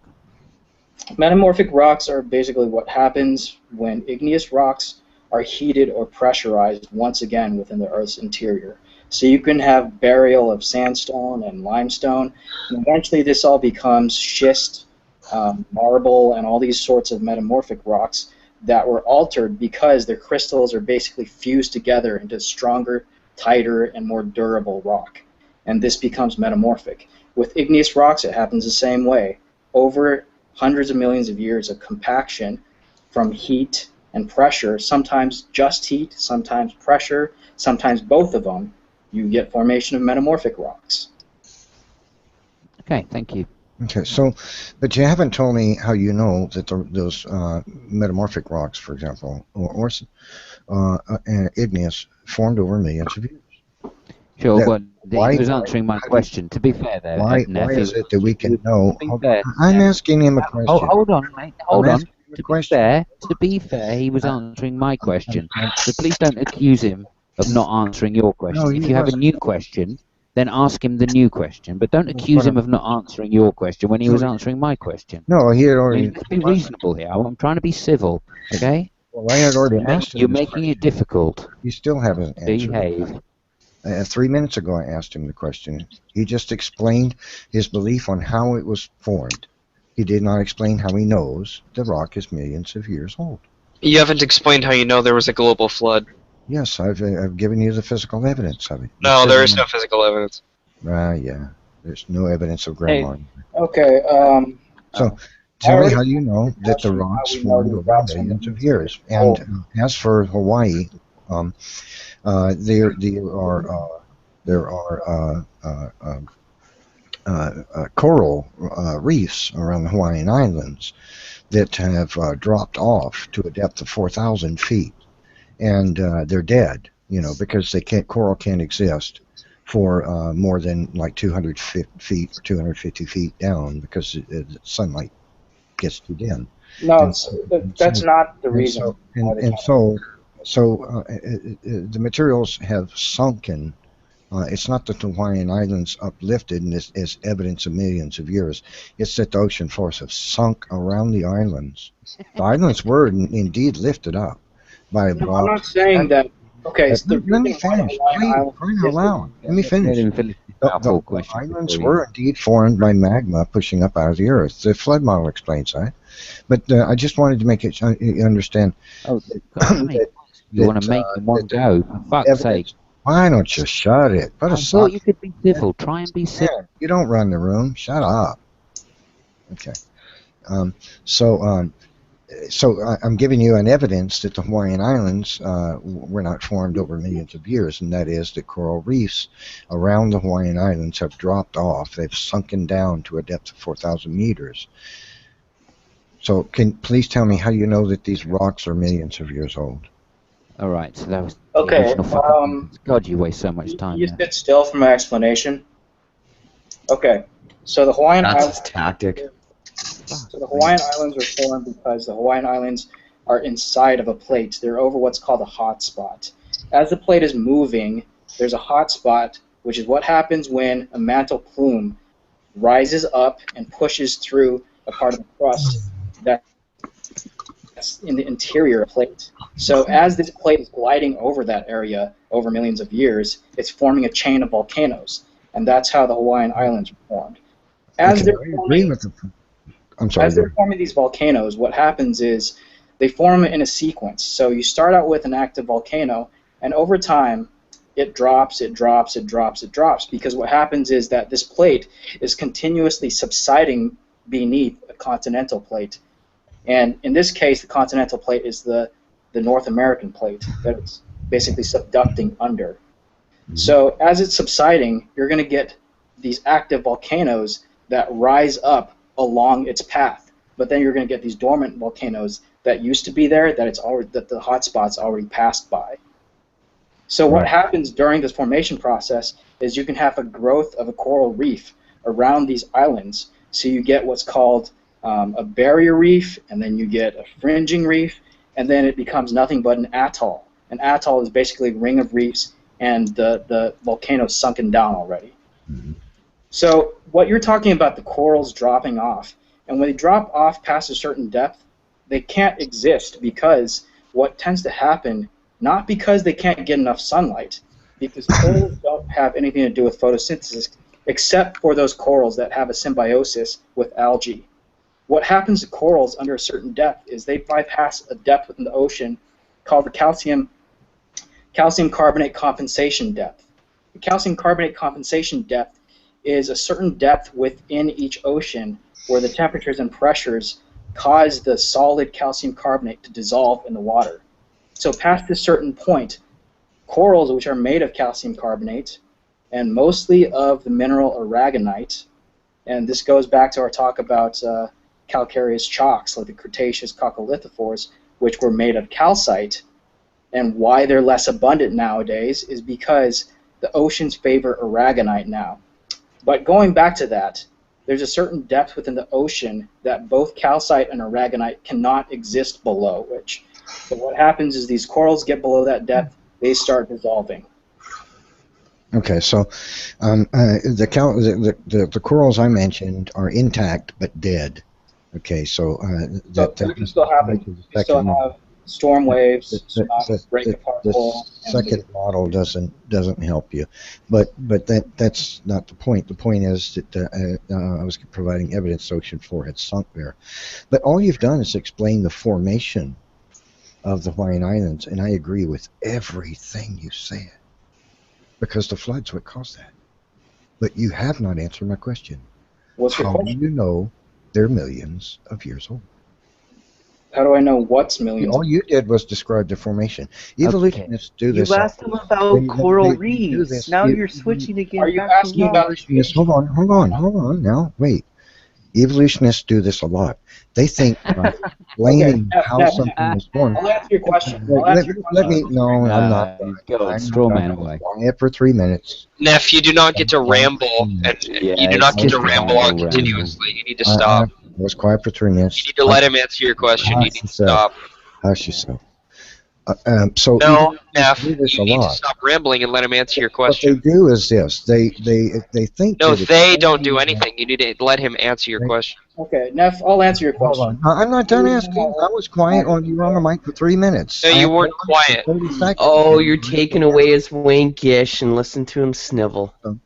But you guys really can't stand real good arguments. Yeah. Yeah, really. You asked. Really, we can't stand really bad arguments. So my point is this. You're doing what evolutionists often do. They think that by describing the process by which something happens or forms. Okay, I won't describe the process I'm anymore. not done asking the question. Yeah, Okay? you can storm out. You already asked your question. I'm not done. Neph, I'm not done. Hey, you have already asked the question. Simon, yo, hutch. Yeah, he has given a good You want me to answer explanation. the question? I'm not done yet. Let me answer the question. Simon, I'm not done. Okay, so he's doing what evolutionists often do. I'm not doing anything. I'm going to answer your question. I'm going.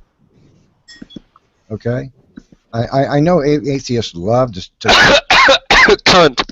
I'm not. For the record, I'm not an atheist. Can I answer your question? Neph, you have to let him answer your question. You can't say he didn't answer the question, and then when he's trying to answer it, you're talking over him and saying. I haven't been on the mic 30 seconds, and I'm getting talked over endlessly by 5 already. 5. Neph, you've been talking for a good 5 minutes. You're boring my cat. I'm going to do this until you be quiet. Let me have my say. Actually. And I'll let him answer my question. Neph, you're a poopy head. So here's my point. My point I want to make, and then I'm going to ask the question. You're a poopy head, doing what evolutionists often do, which is No, Simon, you're a poopy head. They think that by explaining the process by which something takes place or forms, such as the geologic process, there was never a global flood. Nadia, can you mute everybody in the room for about 15, 20 seconds? Please? Well, you know what's, why we're interjecting is you're mischaracterizing what he said. He explained. I don't care if you disagree. I'm going to say you mischaracterized me. How the coral. I'm going to say you mischaracterized me. You can believe that if you like, but I have a right to state my. 99.6% of geologists do not agree with your idea of a global flood. Okay, so you guys are losing the battle big time when you behave this way. The consensus does not agree with your global flood theory. You're proving that you're scared of hearing argument. Quit feeling sorry for yourself and ask your question. I am a Christian too. Just ask the question. You're afraid. I can't because you guys won't shut up. Go. This is common when. All right, guys. Yeah, there might be a reason why it's common with you now. It's so typical of this. Yeah, I know. There might be a reason for that. Yeah. Yes, this is very typical of creationists. You're right. Try to keep the creationists from having Whenever you talk to evolutionists, crap out of us. You're an argument that refutes. Whenever you talk to evolutionists for more than 2 hours, you're done rambling and babbling. When you're done You're accusing other people of rambling? Are you kidding me? I'll try to finish what I was trying to say, and then we can move on. But see, you guys are very common for narcissists to psychologically project. You guys are ready to let the room move on. Well, if you could be quiet for a moment. You're the one that continues to want to explain your way out of this paper bag, and you're telling us to move on. We don't have to move on. Okay, we've made our points. Let Neph give his 2 cents, and Chris will respond. Guys, just let Neph finish. And when you guys can stop the childish game of playing, third grade talk over something. Just ask the question quickly. You're the definition of a man-child. Right, so now he's going to have to slag us off for a minute first, so let him do that, and then everybody. Man-child. I'll try again. I'll try. Okay, so what you're doing is what evolutionists often do. They believe that by describing the process by which something takes place or forms, such as a geologic formation, you're giving an account, an explanation for how you know it's millions of years old. You have not done that. My question was, how do you know that it's millions of years old? Okay. I'm going to answer you, but let me pose one question to you. How do you know that it's thousands of years old? Because the Earth is covered with an average of 1,800 meters of sedimentary strata created by moving water, which have clear, distinct boundaries between each other, and the majority of which have particle-size distribution, which are littered with rapidly buried creatures that are now fossils. And this proves that the geologic processes that form the continents, the folded mountains, the entire geologic column, and was a product of plate tectonics, which explains the formation of the Hawaiian Islands. Therefore, the same process that moved the continents apart rapidly covered the continents with millions, hundreds of thousands and thousands of meters. 1,800 meters, of sedimentary strata filled with rapidly buried creatures. It's the same geologic process, pressures in the Earth, that caused the Hawaiian Islands to uplift. It happened during the same period of time. It was also rapid. There's the answer. Now, how do you know they're millions of years old? That doesn't tell me that they're 1,000 or 3,000 years old. It just tells me that you think they're rapid. No, the geologic column had to have been produced rapidly because the sedimentary strata have clear, distinct boundaries and particle size distribution and are Where are littered the with numbers? rapidly buried creatures. He doesn't have any numbers. That cannot take place over long depositions. Well, what if it was buried rapidly 1,000,000 years ago? You wouldn't be able to explain the difference. Well, we Nephilim also believes. we can discuss So correct things me like if I'm that. wrong, Neph. Correct me if I'm wrong, but you also made comments saying that the land Really? masses are eroding into the ocean. Yes, they are.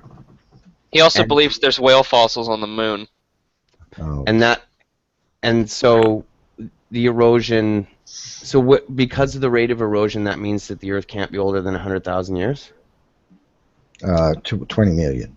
But the question was, Well, how do you know that the Hawaiian Islands are millions of years old? What indicator do you have that conforms to science instead of a belief system that shows that the Hawaiian Islands formed over millions of years? See, my assertion is they formed during the same geologic processes, the same pressures in the Earth that folded the mountains on the continents, covered them with deep sedimentary strata, filled with rapidly buried creatures, is the same plate tectonics and pressures that squeezed the Hawaiian Islands up out of the ocean floor. Okay? Yeah, but see, you're just telling me that they were formed rapidly and over a few Right. thousand years. You're not describing any way of telling that they're exactly a few thousand years old. While I'm giving you methods to tell that they're millions of years old, and you're refuting them because you're saying this is some belief system. Okay, so let me explain a little more succinctly.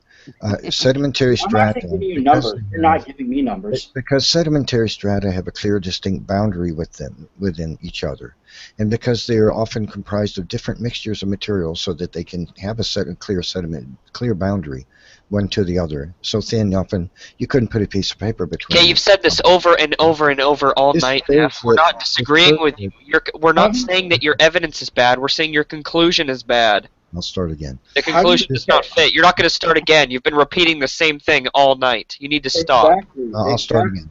You need to stop, The fact Neph. that This the is sedimentary rambling. strata- This is ridiculous. The fact that the sedimentary strata have a clear, distinct boundary and particle That size. doesn't mean anything. That just You've said that over and over. You're not adding any information to this conversation. You I'm need to answering stop. your Jason, I'm answering hold your on. question.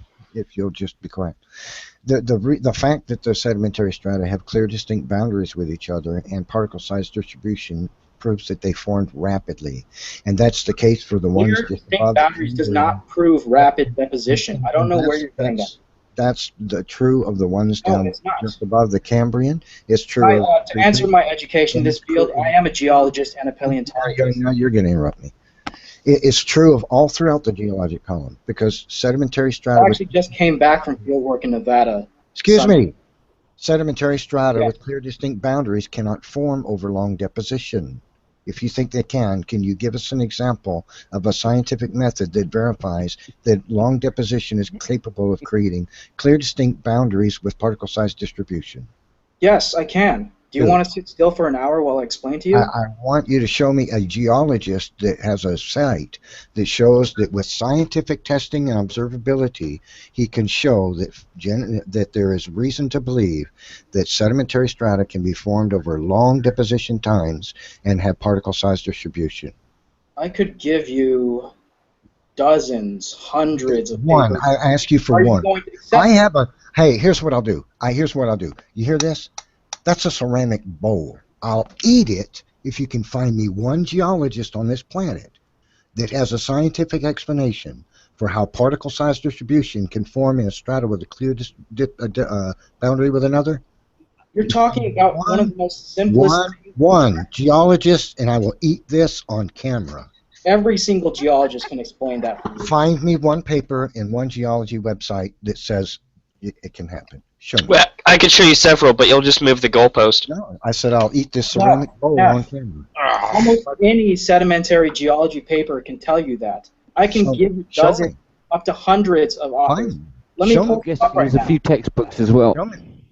Hey, Neff, while he's looking for that, I had a question. You mentioned coral reefs, and I was interested in what's up? I was just going to say, let me clear. I'm sorry to interrupt you. Let me just make it clear what he's trying to find. What I asked him for. I asked him for a geologist that can show that has a web page where he explains that a strata which has particle size distribution and a clear distinct boundary with the one above and below it can happen over vast geologic time. That's what he has to provide. Wow, and this is on the internet, you say? Neph, before I pull one up, let me just say that this is a basic of sedimentary geology. Pull one up? Everyone knows that. Pull up one. Everyone knows that there are distinct layers that can be formed in sedimentary rocks, and it doesn't all require rapid deposition. And every sedimentary geologist already knows that size sorting does happen. But that doesn't automatically mean that it happened all rapidly. You have your challenge. I'm going to eat a ceramic bowl on camera for YouTube. If you'll find You don't me really have to. You just have to apologize. I don't want you to get sick or something. I do. No. Can we get him to shut his channel down? If we're going for yeah, shut down your YouTube channel and become a hermit, please. I'll give you 10 minutes to find it, and then I'm leaving the hangout. 10 minutes. Oh God! So find hundreds. Why 10 minutes? So you can find give him 2 minutes. I'll give him 10 to find give him one of 2. the hundreds that he says he can provide. Okay. Oh, now it's hundreds? You said just one. He said he could find hundreds. I just Yeah, I have one question. I have one question for you, Neph. Listen carefully. Neph, I have a question for you. Neph, hey, Neph, I have a question for you. I'm not talking to you. You're too childish. Oh, okay. All right. I'm talking to you. You're too childish. I'm not talking to you either, Sean. You're too childish. Yeah, I'm too childish. Yeah. Neph. Hold on. Chris is back. Hold on. Neph, your lack of formal education is evident. Neph. Yeah. Yeah. I have 41 papers. A child would say Ready? Chris, I'm sorry. What'd you say? I have 41 papers for you. Are you ready? Okay. I'm ready for one paper that shows that a geologist. Yeah, just take one. Just give him one. How sedimentary strata with particles which possesses particle size distribution and clear distinct boundaries with its neighbors can form over long deposition. Yeah, one paper. Okay, here we go. We're waiting for it. Within 10 minutes. This is so dramatic. Yeah, Right? No time is Together, and we'll time look is at I'm not seeing answers anything. on I've got a report to the public out there. I'm not seeing anything in the side chat. Also, Right now. I do want to make it clear, Neph, that we have you on recording stating what the contract was, right? That Yeah, you're we've not going done to that. change. You're not going to be able to move the goalposts or change Nope. what you No, said. it's all good. It's Yes, all to good. be able I've to do just, it with scientific, observable we're just going to testimony take that it can We're happen. just going to take a quick break for an advert here. Just want to say, Nadia's Patreon account. Subscribe to this channel. I'm already a More patron. gems like this. I'm already a patron. Thank you. Yeah, I'm I'll definitely return you gonna to good after broadcasting. This starting video this brought to whole. you by Angel Farts. I'll be back in a couple of minutes. They smell like potpourri. I've got to say though, I'm just reporting live from the scene here, and I've got to say I don't see anything in my side chat right now. I'm a little disappointed. Why so few? What happened?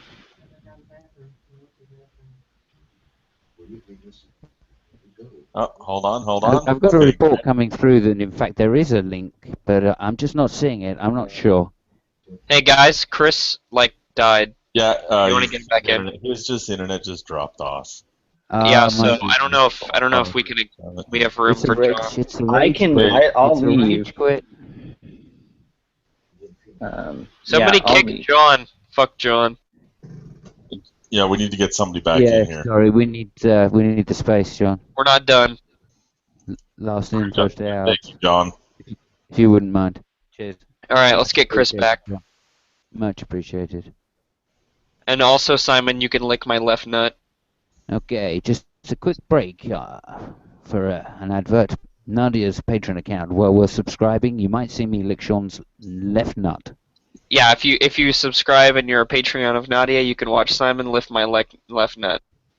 Lift it or lick it? Because I'll pay for licking, but not lifting. That's only if you donate to Nadia's Patreon Yeah, $1,000. Simon will lift Sean's left nut. Yep, my left nut will be licked. I just want to add it's a childish left nut. Okay, I'm back from the kitchen with my coffee. So did you find one of the hundreds that you say you can find? Hey, Neph, Chris's internet died. He'll be back in a second. Hear him? I don't hear him. Neph, why don't Okay, I'll look for it on my through my college, my university's journal search. Can you repeat your challenge one more time? My statement is the geologic column is comprised of 1,800 average and 1,800 meters of sedimentary strata, which have clear, distinct boundaries.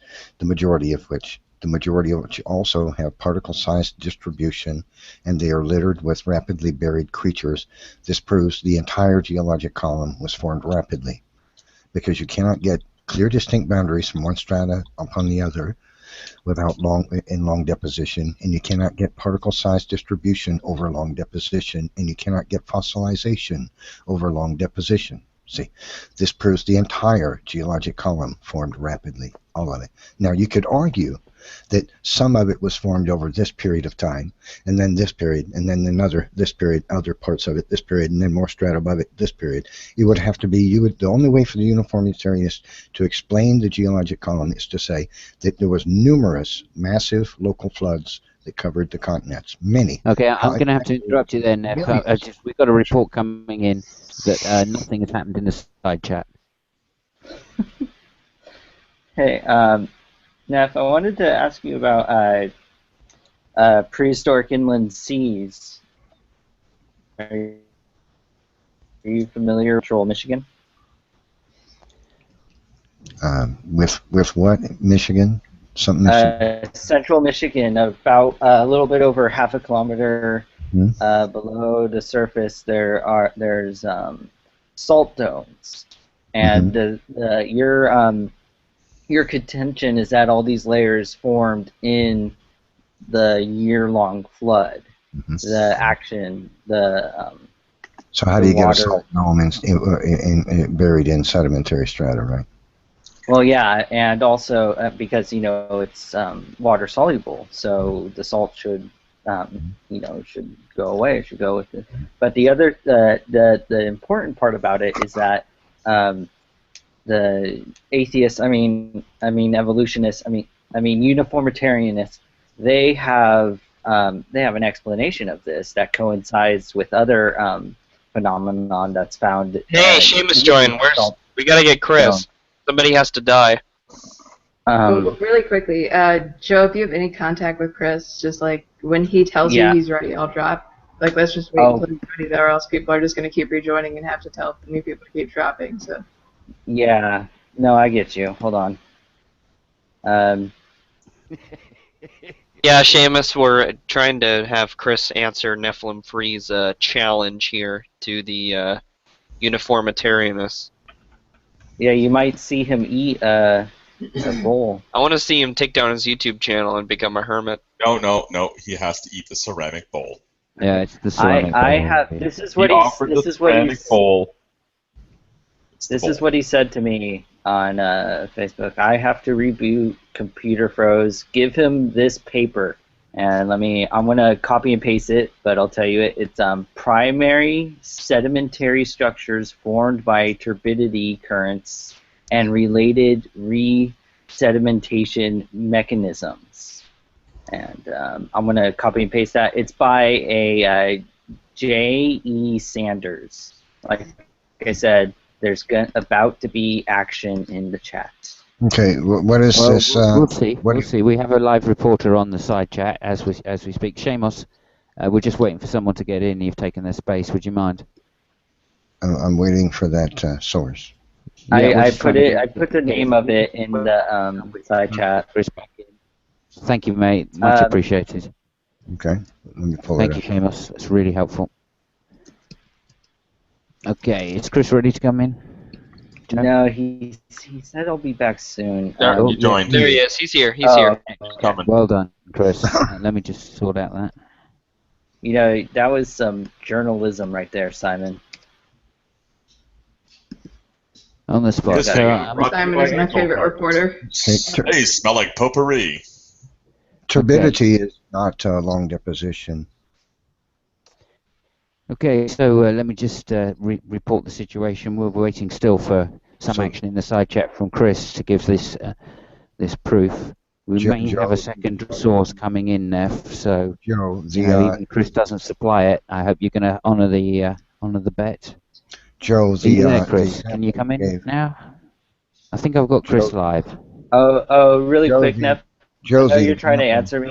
There's still more to what I was about to say, just to let you know. Well, let me provide a response to what you provided. Turbidites are not formed over long deposition. I don't know. I just cut and paste that. Are you responding to Chris then? It's not such an example. Chris is here. Chris is here. Yeah. If you want to respond to Chris, Chris is here. With us now. Chris, can you come in there?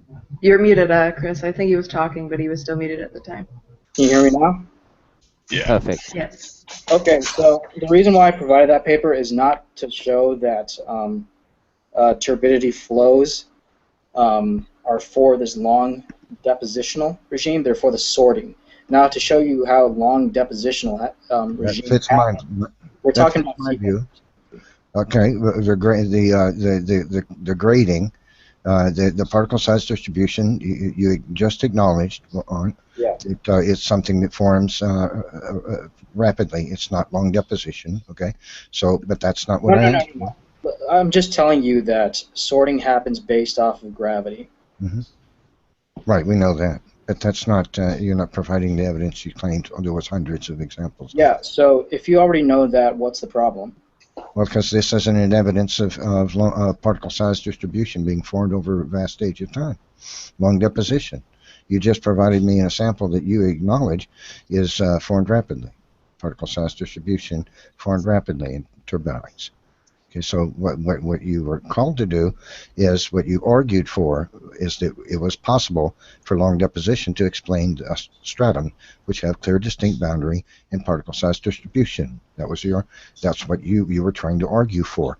I said it doesn't exist. No scientist on the earth offers us an explanation. That's possible. Can you read this paper? I'm not sure if it's available to the public, but the application of physical measurements to constrain reservoir scale sequence stratigraphic models. Okay, the first line in this is primary sedimentary structures to form so-called turbidites deposited by turbidity currents. Okay, currents. This is moving water. This causes lamination, particle size distribution, clear, distinct boundaries. That's not an example of what you said you could provide, that there are hundreds of out there, you said. This is rapid deposition. It's not long deposition. So I'm still waiting. You've got, it's been 9 minutes. You have 1 minute left to provide me the hundreds of examples you said were available. Well, I've got to report a few things here. There's a book. Firstly, it was one example that was asked for, and there is something in the side check linking, or at least allowing you to search Google for the correct information. That's a fact. That's reporting live. So, Not his hang up. Neph, Yeah. there's a book called Sedimentary Rocks in the Field. It's 153 pages. Go ahead and read it. Okay. Does it provide a scientific explanation of how particle size distribution and clear, distinct boundaries can be produced over long deposition? Yes, Neph, I'm telling you that this basic tenet of geology. Every person who studies geology knows that already. No, they all know otherwise. If you No, doubt they all know. Chris is a person who studies geology, so you have a person right here disagreeing with you. he just spoke two lies and is not able to find one science paper that he can post a link to that Oh, supports. Neph, I posted a link to the other one. It says and related mechanisms. So And related mechanisms. and related resedimentation mechanisms. Okay. Resedimentation. That's does the paper say over long deposition, or does it say rapid deposition? I just sent it to you, and it sounds like it says and related resedimentation mechanisms. So it sounds like it doesn't. You don't have the hang up so far. Maybe if we read the abstract, we can find something for you to get upset about. Okay, it's also mentioning turbidites. Yeah, but it says and related resedimentation mechanisms. Right, resedimentation, but it gives the it gives the Is that mechanism. the issue that? No, it gives the go mechanism. It gives the mechanism. Okay, it's the same paper. It says the first No, one this is from 1960. deposited by turbidity currents. Turbidites are not formed over long deposition. You might believe that one was formed on top of the other after one had been sitting there for 1,000,000 years. What does related resediment? What was your issue with that part? I didn't hear it. Great Scott, man. No, I didn't hear what you said about the and related to resedimentation mechanisms. I know you don't like turbidity currents. I'm just... Well, is that one would form on top of another, you see, by the same process of rapid deposition, but not slow deposition over tens of thousands or hundreds of thousands of years. You cannot get particle size distribution in clear distinct boundaries over long deposition. Rapid sedimentation is necessary for those characteristics, and this is predominant throughout the geologic column. It's not possible for that to form. You talking about eating the bowl tonight reminded me about, I think your challenge last night was that you would eat something. If someone could find you a geologist who says, I think it was something, and I did. I actually brought in Chris. So whatever you said you would eat last night. My challenge was this. In this hour. Was it the same as this or different? My challenge is this. It's in the recording. Atheists, God help you with your straw man games. It's sad. Unbelievable. No, what was your challenge? You said my challenge was this, and then you got upset at atheism. Who's able to explain with observable, testable scientific methods that deposition can explain a sedimentary strata which has clear, distinct boundaries with its neighbors and particle size distribution. Okay, cool. Okay, so how are we going to judge that someone's done that? Should we all take a vote? All in favor that Chris has done that? Say aye. Aye. Aye. Aye. Aye. Sure. All right.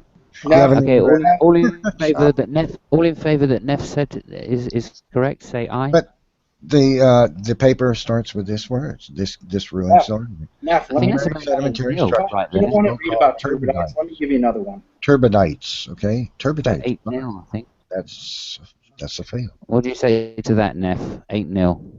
Do you think that's a correct counting? His time is up. I've waited more than 10 minutes. Chris, you failed. You are bad. From the side chat. The next time you claim that there are thousands of sources, hundreds of sources. There's links there, Neph. The reason, Neph, prepared to support your idea with science. Okay. Posted at 4:58. Be prepared to answer it with science, not your assumptions, what you believe, Chris. Okay. Because you believe sedimentary strata. But the link's posted now. Hey, Neph, are there whale fossils on the moon? Neph, no, there are no whale fossils on the moon. But Neph. So, Chris, the point is this: your idea is not scientific to believe that strata with clear, distinct boundaries. No, Neph. Look. Form over long deposition. It's not scientific. Neph. It's disproven by observable, testable, real. It's not disproven at all. Neph, can you listen? Read this book. I've been waiting for you to provide it. Well, first off, my computer froze, so I had to reboot it. Okay, so let me give you this book to read, okay? Yeah, he actually mentioned this book within your 10-minute countdown. I mentioned the book several times, but you wouldn't be quiet. Okay. So read the sedimentary record. I don't accept mentioning the book. You said you can provide hundreds. All right, Neph, listen. The guy's computer froze. He had to reboot. He's back now. Hundreds of links. Look, Neph. He said there were hundreds of sources he could. Neph, let him speak. Let me tell you something, Neph. You failed. The reason why it's so hard to pinpoint something exactly is because it's such an accepted fact already in geology. No. It's as basic as mammals have fur and produce milk. That's why it's so hard to find. Feathers. Please. You want a current, up-to-date study with someone who's talking about size sorting? You got to look back hundreds of years. No. Because no one is addressing that anymore. Wow. That is an archaic fact already. Well, let's see. I just did a search for sedimentary strata particle size distribution in Google, and I got 5. Let's click. Let me hear. 9. I'll click that. Let's see. 13. I'll click that. You want a paper that you can actually read? 17. Let me click that. 21. These is a link. The pages worth of links that are coming up. 25. Then read them. What comes after 25, Neph? 33. I keep. Oh, 33 comes after 25. You failed. Neph, if you found these papers, read them. It was timing. 41 pages of links so far. 45. Neph, 45. After 45, Neph? There's 46 pages of links. Hey Neph, how did the kangaroos get to? How did the kangaroos get to Australia? I had a question about salt domes. Hey Neph, how did the kangaroos get to Australia? So they took a jet. Oh, okay. Well, your worldview can't account for jets. What? No, that's not true. That's not. He's lying. No. He's lying. No. They won't. It's angel thoughts. They take a rocket. If you found all these results, go ahead and read them. They Because won't. I found the same results. I was just trying to pinpoint a paper that explained exactly what you need before you would start going off on a tangent. You weren't able Just to give find a fucking textbook for crying Use out all loud. those sources that you just found then. No, none of them say Type in that. a Third Google grade search. textbook. Well, none of them say. Chris, none can of you them type say the long textbook name so I deposition. can search for it? None of them say long deposition produces particle size Yeah. distribution and clear distinct boundaries. None. It's They say that the sediment geologic record here's what of they sea say. level change. They say that the geologic column formed over millions of years, but none of them say that a strata with clear distinct boundaries and particle size distribution. What is your misunderstanding with clear, distinct boundaries? None just of them don't understand show any means by which it What's can the be significance of that? All right, let me read. Hold on. This is a paragraph from the first citation that he made from the paper from the Special Publications, the Society for Sedimentary Geology. Neph, shut up. Let me read this quote. Neph, shut up. Let me read this quote, sir. Okay, ready? He was asking me a question. I'm answering it. The size distribution typically rhetorical question, Neph. includes a rather wide range of the smaller grain sizes. Okay. Point was, as Interpretation of structureless bed. I was answering his question. The point was, Chris, that Let him Neph, you read can the either listen citation. or you can suck my dick. There's two different options here. 9 minutes, Chris. Next time. Yeah, let him- I'm trying to let him read you a quote from the first citation. You're not listening. Really I'm trying to read you a quote from the first citation, and you're not listening, Have Neph. a good evening, Chris. Try it again. Fuck you. Use science, okay? Fuck you. Not your assertions. Fat old man. Oh wow! I just walked in here. Come on, Fuck Jay. you. That would be Come on, Jay. inappropriate. Neph freeze not fat. Gross old man. Sean, behave yourself, please. Yeah. Well, that got rid of him. You're gonna troll, respect the art. He's a fucking dumbass. So that was Neph, Chris. Yeah, so that was Neph. So, Chris, if you've learned anything tonight, one, never bring up anything dealing with the timeline with Neph free, because it just becomes a circle jerk. And also, I'm sorry for doing this to you and to everyone here, by the way. Yeah, the Sounds like Simon enjoyed it. He's just giggling away. what he wanted me to describe, what he wanted me to pull up a paper about was literally like a basic fact of geology. How am I supposed to pinpoint an exact paper recently that talks about something that everyone knows? It's So, like I get what you're saying. It's like laws.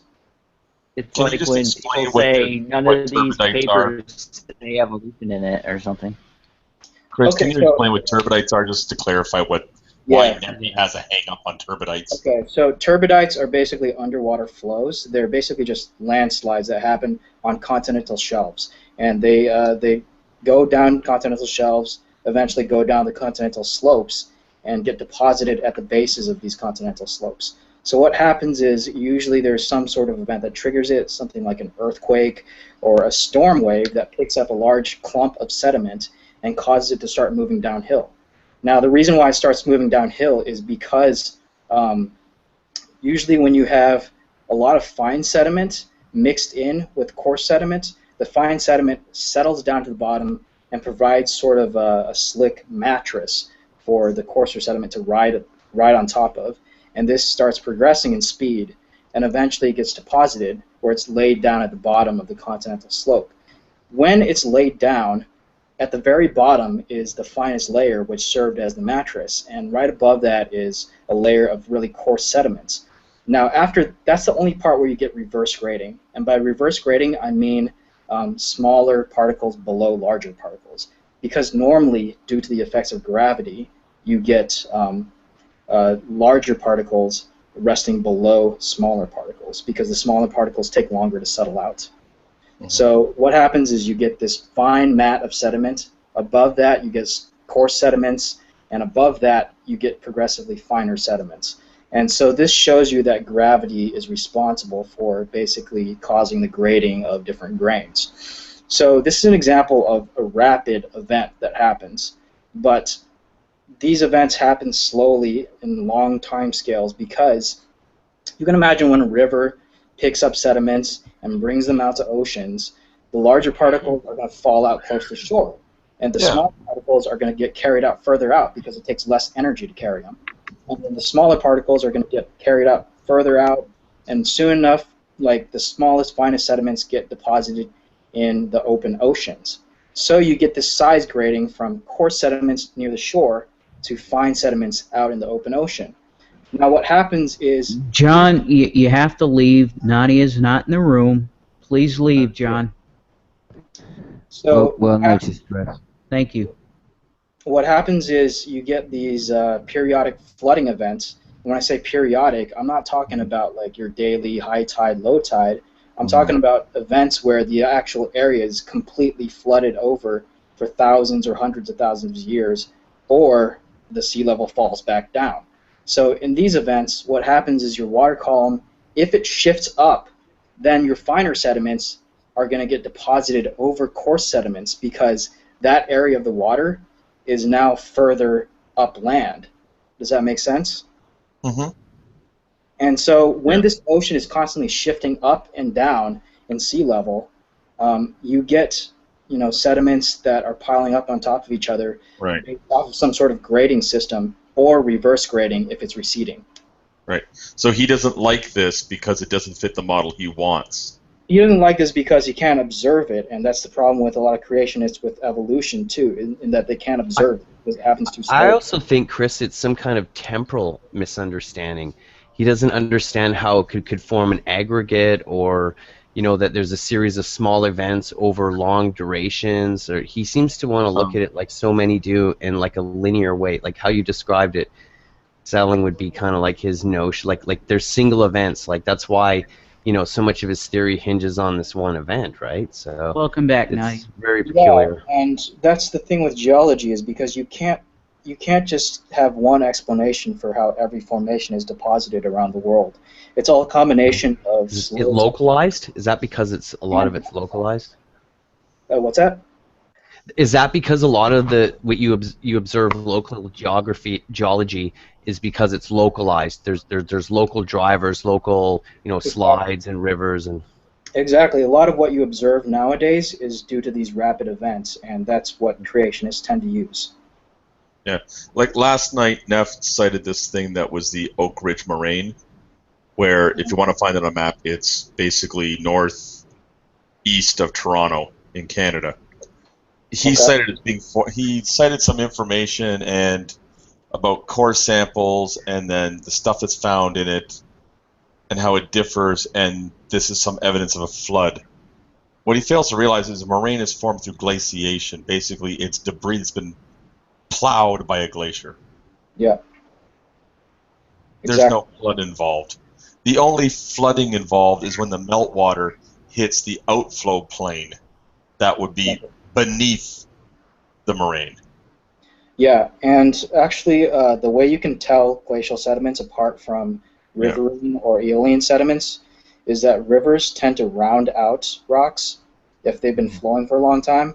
So the little tiny grains that you're going to find in rocks tend to be rounded out if you look at it under a microscope. Whereas for glaciers, there's no rounding mechanism because they're being scraped up. So you get a lot of angular fragments. And sometimes you even get like fine powdered fragments along with these larger fragments because this is the stuff that's resting on top of the ice when it melts. Yeah. What Neph also doesn't understand is I live in this general area around that moraine. Yeah. Okay, and this whole area is full of gravel pits. Mm-hmm. Because that's what got deposited here, gravel from glaciers. Yep. And I've been in these gravel pits because we got toured around in high school to look at geology. And it's all, like you said, broken rock. There's no round stones. Mm-hmm. Exactly. And you get melted glaciers forming into lakes too, called kettle lakes. Mm-hmm. Yeah. And even in those, you can get some small-scale sedimentation in the form of varbs, which you talked about. Mm-hmm. This stuff's so cool. Yeah. I think his main problem with geology is the state he lives in is predominantly dominated by a large river with sedimentation. So everywhere you go, you're going to see sediment. Yeah. In any kind of rock cut or hill cut, it's always going to be sedimentary layers. Where if you come up where I am, and even go further north in Ontario, you're going to find bedrock as a rock cut. Yeah. And it doesn't do sediment. It doesn't do those sedimentary layers or layering. It does whatever it wants to do as it was pushed up. Yeah, exactly. And he was mostly arguing for sedimentary rock formations, not even considering igneous and metamorphic rock formations. But again, around where he is, because he cited a photograph that he took on the side of the highway. He said it was Missouri, right? What's it? Yeah, no, he said it was in Mississippi. That's down around where he is. Oh. So, and it's not dog dropping because he's told everyone where he lives. Yeah. That's just where he lives. That's what that area is going to have. Yep. That's assuming it's a natural hill and not one of the mound builders. Yeah, that would be a man-made hill. Or if what he's looking at is actually a rock cut and not material that was deposited from highway construction. Yeah, that's what I was trying to ask him. I'm like, are you sure this isn't just like... Well, I asked him to back out on the picture because I wanted to see the rest of the hill that was formed. I remember that. If it was an embankment. Because if it was, they're going to put down loose material and then cap it off with clay. Yeah. And they're going to put that clay down in layers that have been rolled and packed. Yeah. I think Nephilim's biggest mistake is how he goes about doing quote-unquote research or coming to a conclusion. He's already made up his mind, you see, as to the age of the Earth and how this geology's formed. Right. And then he goes out and his exercise and quote-unquote research involves simply nothing more than confirmation bias. So he looks at data through the blinders of how it fits within his paradigm instead of looking at it, objectively and unbiased and trying to look for, a consensus answer or something to this effect with sound evidence. So he's always going to have this confirmation bias combined with the thing that bothers me most with these people is how they summarily eject an opinion or something. They either ignore it or they just discard it sleight of hand. They might make a simple statement that structured a certain way that there's not much of a retort you can formulate to it, and then they just move on to the next claim, and then here comes the Gish Gallop, right? Actually, you got a good point there, Ludic, because if you take the worldview of being a long time to form things, we don't see geology really changing. Like, for instance, mountain forming. If you took Neph's version of it and you got to pack it into 6,000 years, you wouldn't want to live anywhere near a mountain. Because the speed at which it would have to move in order to get to the altitude that it is at. Yeah, you would see mountains being pushed up higher visually. You could go. Yeah, you're right. You could go out there and just watch a mountain rise out of the ground. Yeah. At that speed. There were some things that like seemed I don't understand how it could be made clear to him, like when the whole can a dinosaur. Oh well, I can understand, but it's like I wish I could explain it better to other people, maybe. But like when we were talking about, is it possible for a dinosaur to like become a fossil the way that whales have? And Chris gave him a scenario where it would be possible. And he gave him super accurate, or not accurate. You gave him like very persuasive sounding. Like you explained about bacteria that eats at flesh, is in the open sea mostly. Like you covered all the bases, and then he just blatantly switched from talking about the dinosaur coming off of the land to then talking about crustaceans. Yeah, see, that's the transition. See, what he does is when you make a refutation and he discards it sleight of hand, really easily, or ignores it outright. The only way for the conversation now to move on, that you don't go, hey dude, and interject and try and, is he then has to steer it down another path, right? So that's what he's doing. Like and, like I even brought it up. I even said, look, you were like, he was also just like belittling me. He's like, that's a crazy idea. That's a crazy idea. Yeah. Now we have all these crustaceans there, and it's like, A, they live in the ocean. That's where they're going to be. And B, they have exoskeletons made out of, I want to say calcite. Am I saying? Or, chitin. Mostly chitin.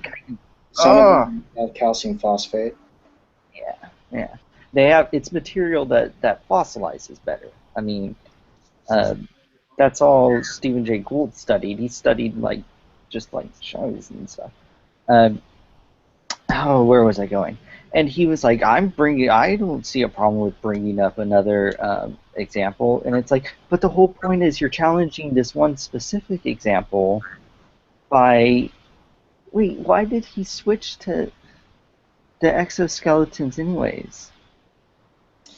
A point that I want to make is that I get into these arguments pretty frequently, and a lot of the times it's because, like one of you had mentioned, sorry I don't remember which one, that they already have their opinion decided already.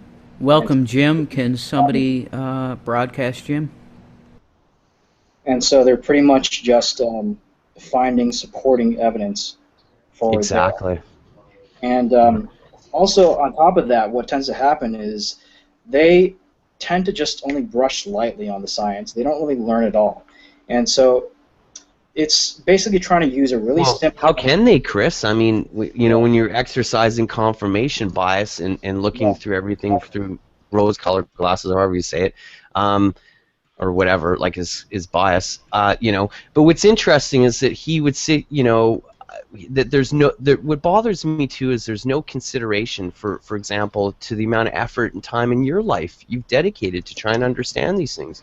You're looking at 7 years, 6-7 years of living and breathing it. You're just telling us you came back from some spot. Sounds great.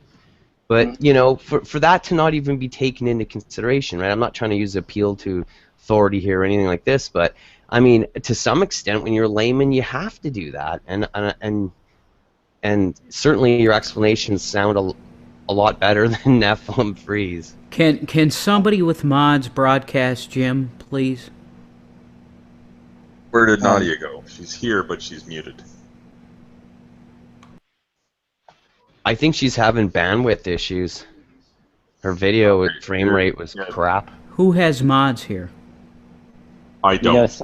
Simon was the last person. I don't know if he gave it to someone else. No, he didn't. That's what I know. Oh, God. What if it's me? So, what do you guys want to talk about now? Yeah. I wanted to talk about the fossil wreck. No, I'm just kidding. You've heard of that? I know you do. What is it? Paleontology? So. Yeah, I do paleontology. Cool. Have you ever been to Drumheller, Alberta? I haven't. I've only been out to the Princeton Chert. Oh, okay. I used to live in Alberta when I was younger, and we did a junior high tour of the Tyrrell Museum, and it was just amazing. Okay. It was the coolest, weirdest place I've ever been in my life. Because you're driving in the middle of the prairies, and all of a sudden, it's like the ground opens up. And it's all, they got these thing called hoodoos, and it looks like Wile E. Coyote Looney Tunes with little rocks that are sitting up and stuff. Yeah. And it's really neat. There's a lot of really interesting geology up in Canada, and in fact, a lot of the really famous fossil deposits are up there. Mm-hmm. Yeah. It's my understanding that it's where it's eroded down. It's like an ancient ocean, like along the ocean. Yeah, it was. It used to be part of the ocean, but basically got latched onto the continent, and it's part of what's called a craton, which is basically a stable part of the continent that isn't much affected by plate tectonics anymore. So you're telling me all the people, all the deposits, all the people in here, there's nobody else that has mods. Correct.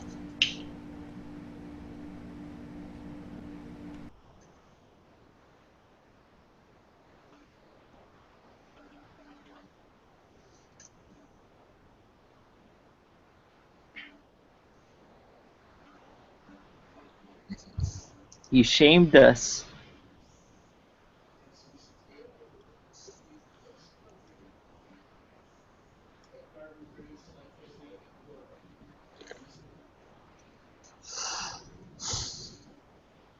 Could someone contact Nadia some other way?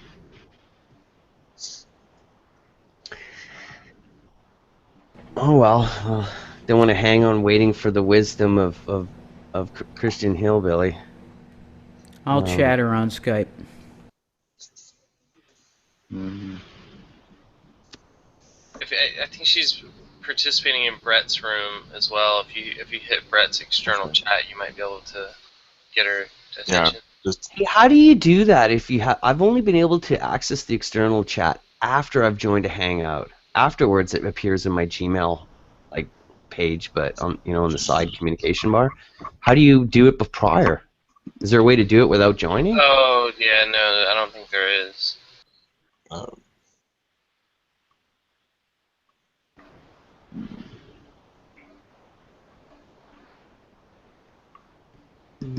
Anyway, the conversations seem to have stopped for a bit. Hung up. I have some meta Google Hangout questions for you guys since I'm still new to this.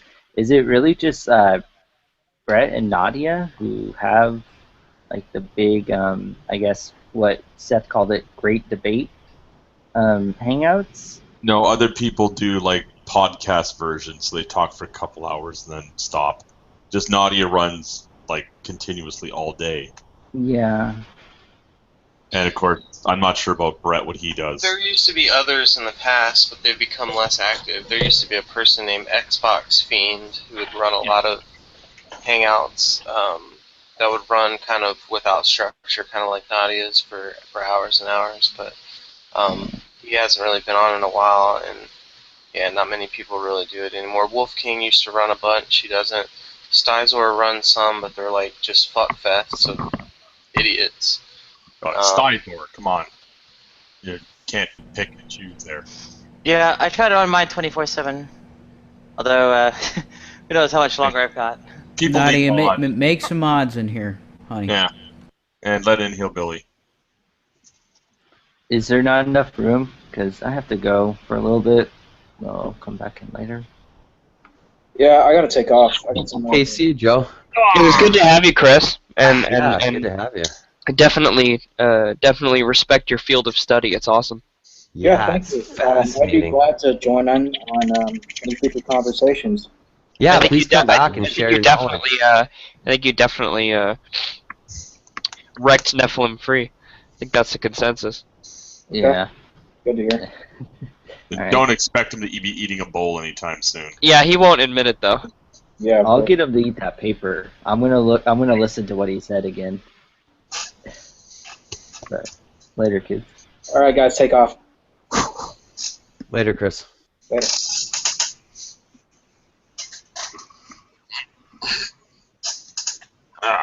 Well, that's cool. I'd like to ask him some questions about